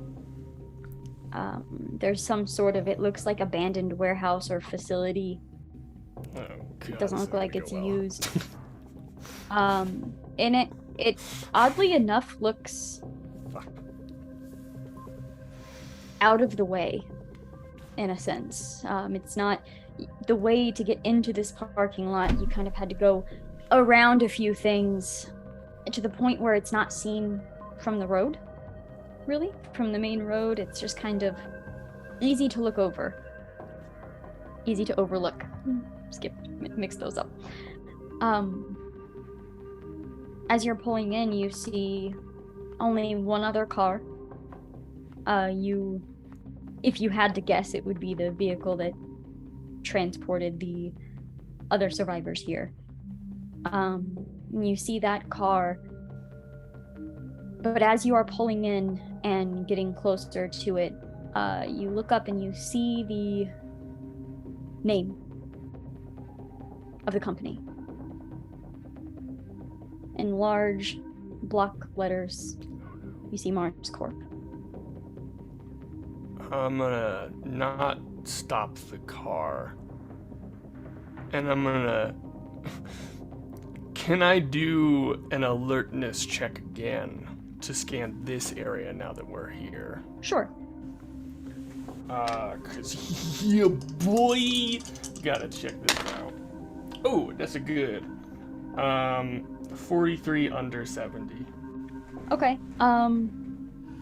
As you're continuing to, the car is still moving, you're getting a little bit closer to the other car that is parked here. You don't see any light coming from this facility or warehouse or whatever it may be. You actually don't see any windows. But as you're approaching, the facility kind of becomes the least of your worries. As you look over to the other vehicle, you can see the vehicle has doors wide open, and blood is spattered against the side window, the back window, the front windshield. It looks like something or someone exploded inside of this car. I keep turning the car, because they're like behind me-ish. I'm gonna flash my lights at them and drive back where we came, not stopping in this parking lot. As soon as I'm wheeling around, I'm taking my phone out. I'm actually calling the handler first. Okay, while that's happening, Arabella, what is your reaction to seeing... Do I realize that that is probably the car that was holding Dr. Clark? I would say it's pretty likely that you would come to that conclusion. And how much time do I have between coming to that conclusion and Agent Cross gunning it from where we came? I think maybe you don't see the symbol immediately, or the logo or anything, but as the car is beginning to turn, you see that car and the blood, and you look up and you see Mars Corp across the building, and it is as Agent Cross is flashing his lights and digging for his phone to call the handler that you'll have a reaction. I don't think we're stopping here. I need to get, Agent Cross, I need to get out. I need to make sure that Lock doors. Sandy's okay. He was in that car, wasn't he? That's the first car that was supposed to arrive. Agent Cross, you have to let me out. I need to make... We're gonna come back in a second. Agent Cross, you watch as one of Arabella's bones pop up and out of her shoulder. What? Whoopsie. I will keep driving, but I'm like, what's wrong? What are you, what? I'm sorry. I lied. When we were down in the cave, one of them did try and get at my collarbone, and I lied because I thought I had enough time. I just wanted to make sure that Sandy was okay. I'm sorry. All right. Stop car. Stop car, parking brake. I will get out of the car, slam the door, lock it with my key from the outside, and take out my gun. And at this point, the other two cars are able to, I mean, you're right there. You can stop the car as well. You see Agent Cross get out of the car, pull the gun. I don't point it, but I have it drawn, pointing at the ground and sort of, I guess, getting my phone, still trying to contact the handler. Dr. O'Hara, stay in, stay down. She'll do as she's told, I think. Out, gun out, and says, Cross, you got a shirt? Rag, something. Yeah, I go back to the trunk, pop the trunk. I actually do have some more things in there, but I won't take it out yet. But yeah, I'll give you what you need. And as I'm trying to still get a hold of the handler.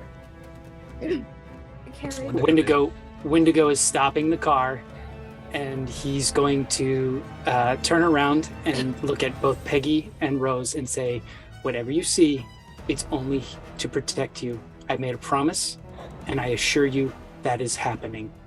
And I get out of the car, and I pull my gun. I close it, I lock the doors, and I pull the gun from my back, and I say, what do we got, Mike? And I put a clip into my gun. Carrie, can I have one action? Absolutely. Before the inevitable. Ah! As this is happening, as I see Agent Wendigo prepping to immolate me, I'm sitting in the car. I know what's happening. I'm gonna draw Iris Belrose's sword from its sheath, and as I'm making eye contact with Agent Cross, who I'm guessing is the closest to me, I mouth something at you, and I cut through my own throat. Fuck me.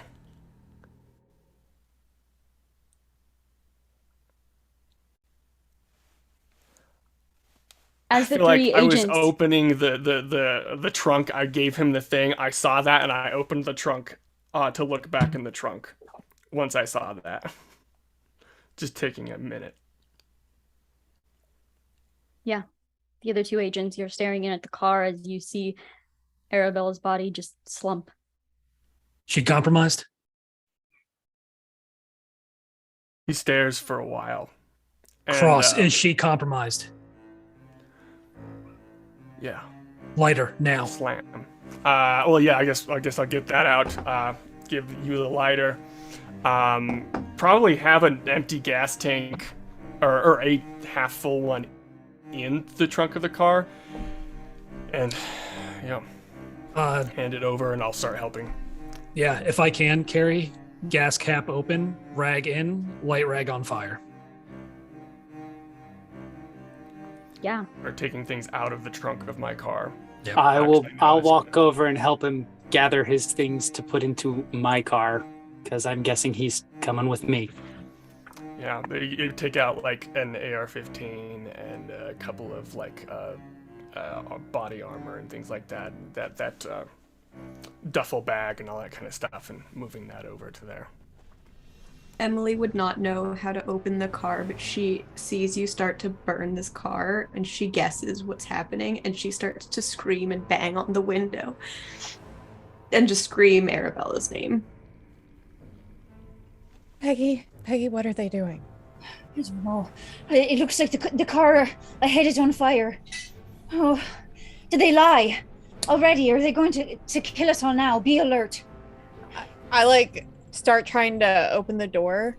I guess she wouldn't really know how locks work, so she's just sitting there like panicking, freaking out. It is at this point, as you are kind of like freaking out and trying to get out of this car, it's at this point, as the other car is kind of starting to ignite up in flames, you see a wing explode back from the back seat of the car, and you see another wing explode out from the other side.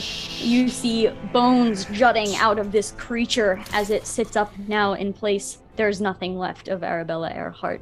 And you see this creature shriek as the flames start to grow higher and higher and begin burning into the creature. You hear it shriek even louder in pain. You watch as its arms kind of like fly out, shatter one of the windows as it's just trying to escape. It's just trying to get out, and it pulls itself forward, and you see it like slam down onto the actual dash of this car, slams into it. You see the strength of it smash the dash of this in. AR-15, ready, on the hood of the car. Gonna start firing at it if I can. Or if I need to. If it looks like the fire's not gonna kill it. I would like to be banging on the window to get Wendigo's attention, and if he looks at me, I want to mouth, "Cut its head off!" As like enunciated as I can. Agent Cross, since you were right there at the hood of the car, make an alertness roll for me. Wait, sorry, who's that? You. Okay, I was like, what? Who am I? Who am I? I did not get it. I got a 79. Okay. It's just above. I'm going to let Pike and Wendigo also make an alertness roll, but I'm gonna give you a negative 10% to it. Oh no. Failed with a 90. Oh my gosh. I got a 1% My man. under 10. My Amazing. man. Beautiful. Yeah! Amazing. Yes. Come on! Coming in clutch, Agent rookie. Wendigo. Hell yeah. Agent Wendigo, you don't believe what you see, but you see this creature as it's climbing up. You watch it reach up and grab onto the rearview mirror. And you watch it begin to try to put itself into the rearview mirror. You see claws go into the mirror itself, but the entrance of the mirror is too small and it can't get in as the flames are burning it away. What did I No! tell you about those mirrors? Agent So- Wendigo, I'm gonna have you make a sanity roll for me. Oh good. I love sanity rolls. We all know that. Boy. Does Cross have a shotgun or just the AR? Just the AR.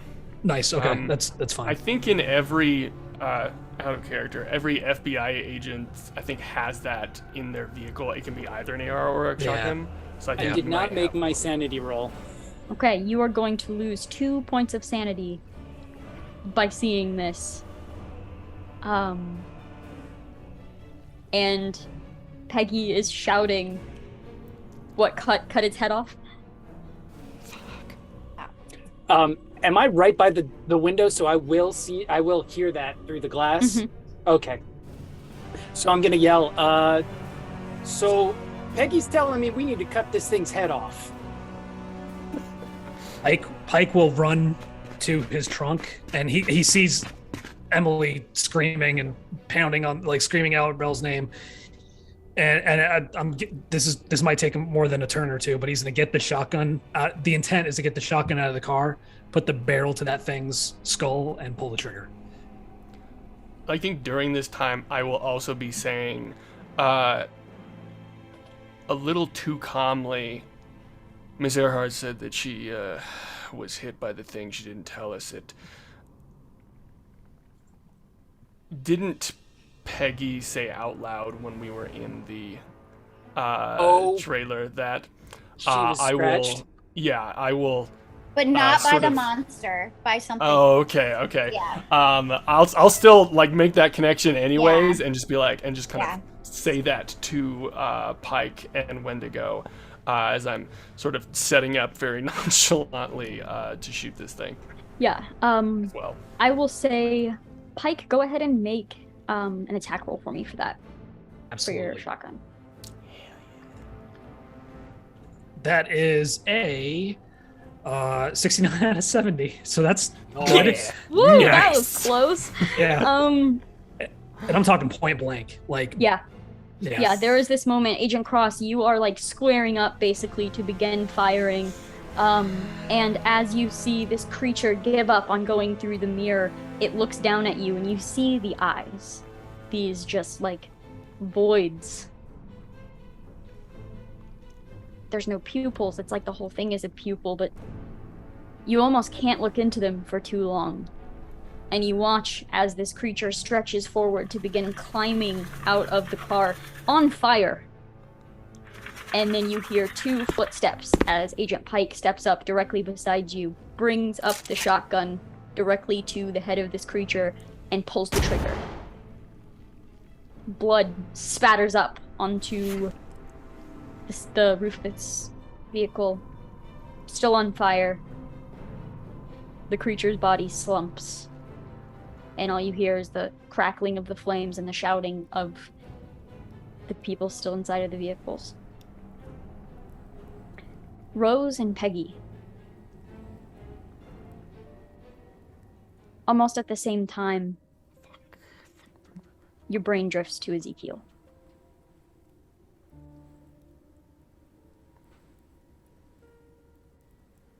Oh, Ezekiel would have been in that car, the one ahead of it.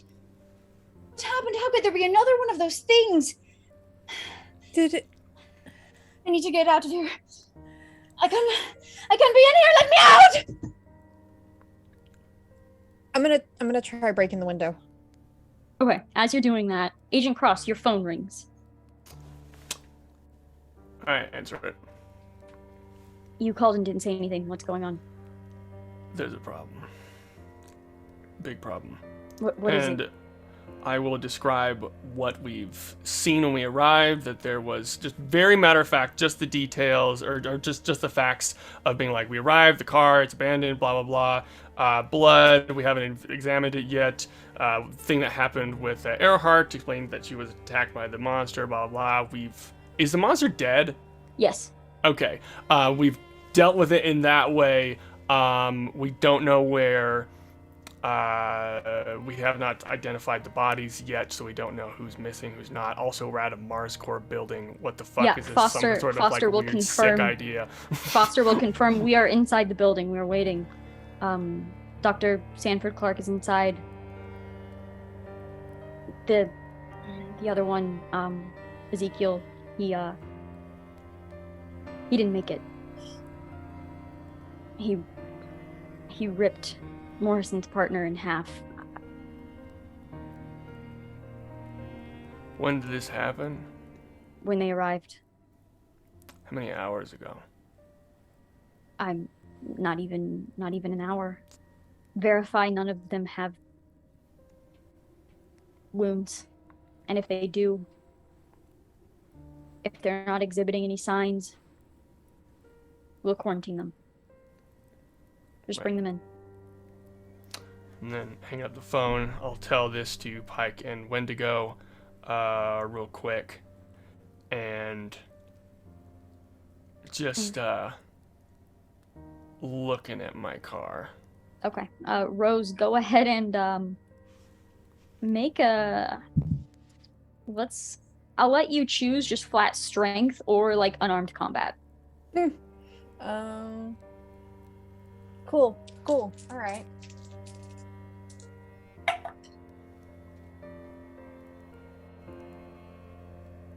Fuck.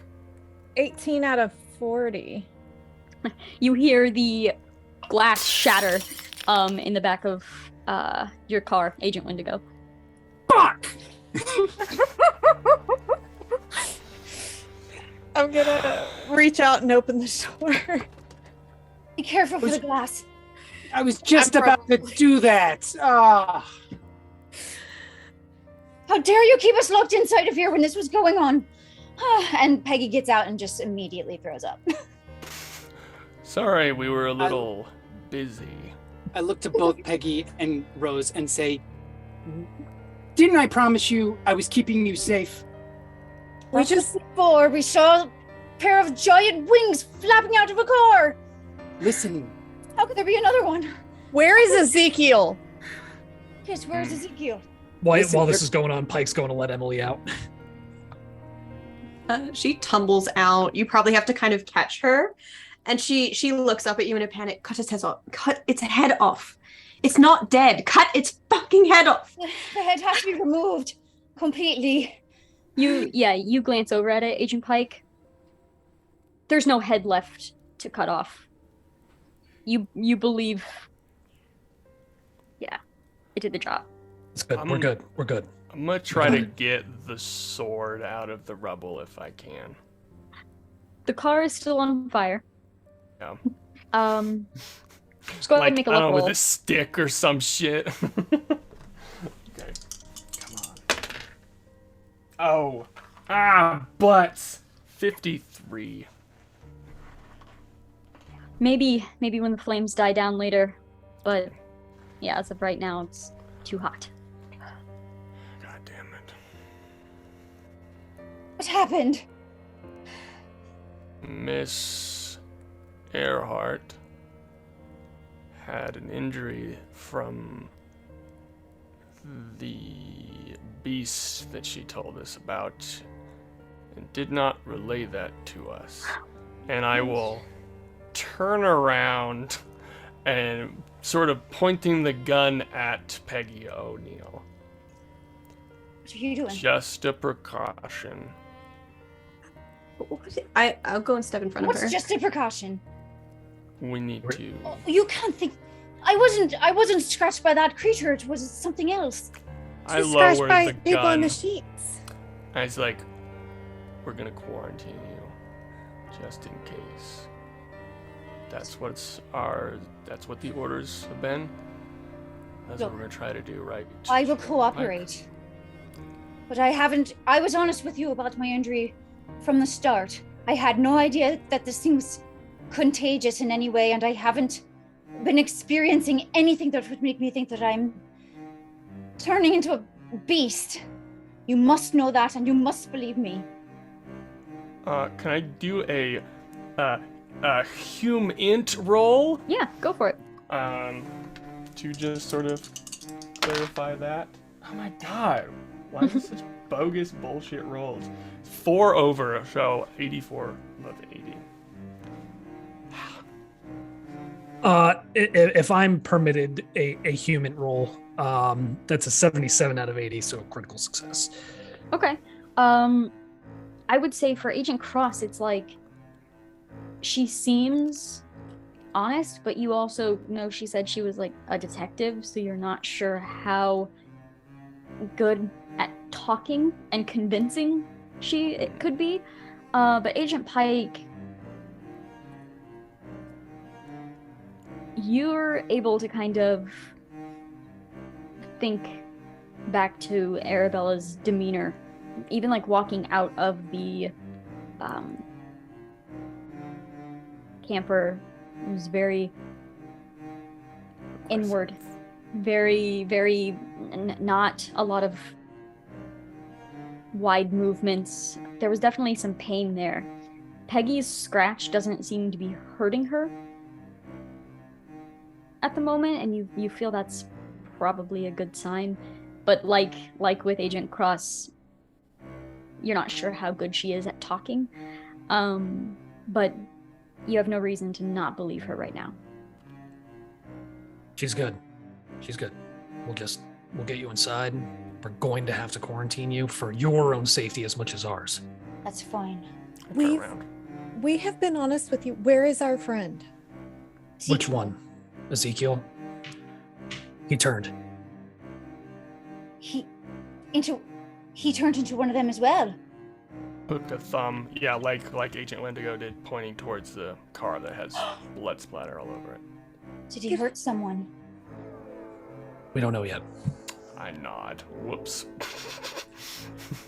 Oh, So we I did. missed that. We do know. I think it was Oh, then his you partner. said Officer Morrison's partner or something. He did. That's right. You're right. Rose, I think you and I are lucky to be alive. That he didn't turn when he was with us. Let's get inside. We don't know if that thing is still running around. We don't know the situation on the ground yet. So let's get inside. All right. Cross, lead him in. I'll take up rear security. Got it.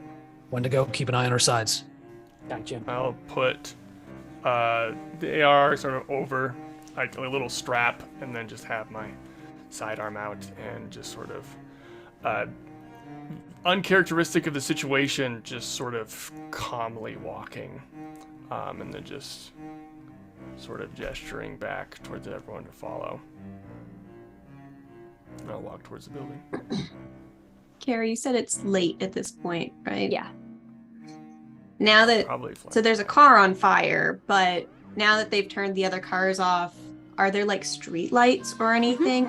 Okay. Probably get a flashlight out then as well, because you said also there's no lights coming from inside of the building. Correct. So I'd probably take. Wait a second. Hold on. Did they tell us that people can sound like people? Like Nope. other people? Fuck. Alright, I go to walk inside of the building. All right, as you head over to the doors, they're just like thick, basically iron doors that you can't see through. Once you open those up, there is light coming out. Okay. Just really bright, like white light. Kind of reminds you of like a school building or like a hospital or something, where you're like, why are the lights like Those this? bright fluorescent. Yeah. You're let in, and you see like white tiled floors, almost like cream colored walls. It's very plain and ordinary in here. And you see there are what appears to be just a few soldiers standing around, and you see your handler. You see Agent Foster kind of leaning up. Sidearm away. Thank God. I'll sort of like give him a nod and be like, sort of walking up like, where to? And I'll gesture back the folks behind me. Yeah. Agent Foster just kind of looks around to kind of get a good look at everyone. We lost one. They're okay? And Foster kind of just looks at the scratch on Peggy's shoulder. That one needs quarantine. Right. Not scratched by one of those things, though. They say something different. First things first. And Agent Foster is speaking directly to the three of you now. Let's get you cleaned up. Thank you. Do you have different clothes? Yeah, I think we could find something for you. Yes, that would be excellent. And as you begin walking down the hall, that is where we are ending episode 1. Ah! Man. But what if we Okay. keep playing though? Yeah, but like kept if going, 'cause this if was we really just kept fun, going, and I holy liked it. But shit! maybe- oh my god, I- Terry.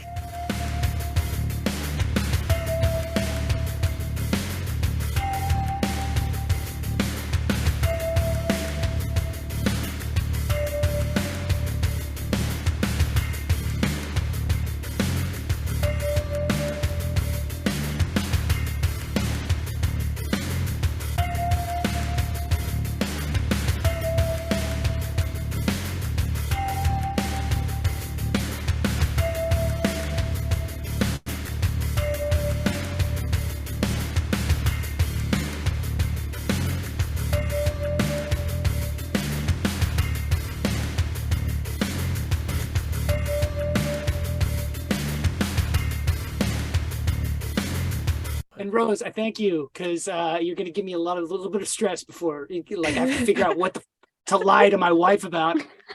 Oh my god. What happened to your back window? Oh, a woman was trying to break out of it. What?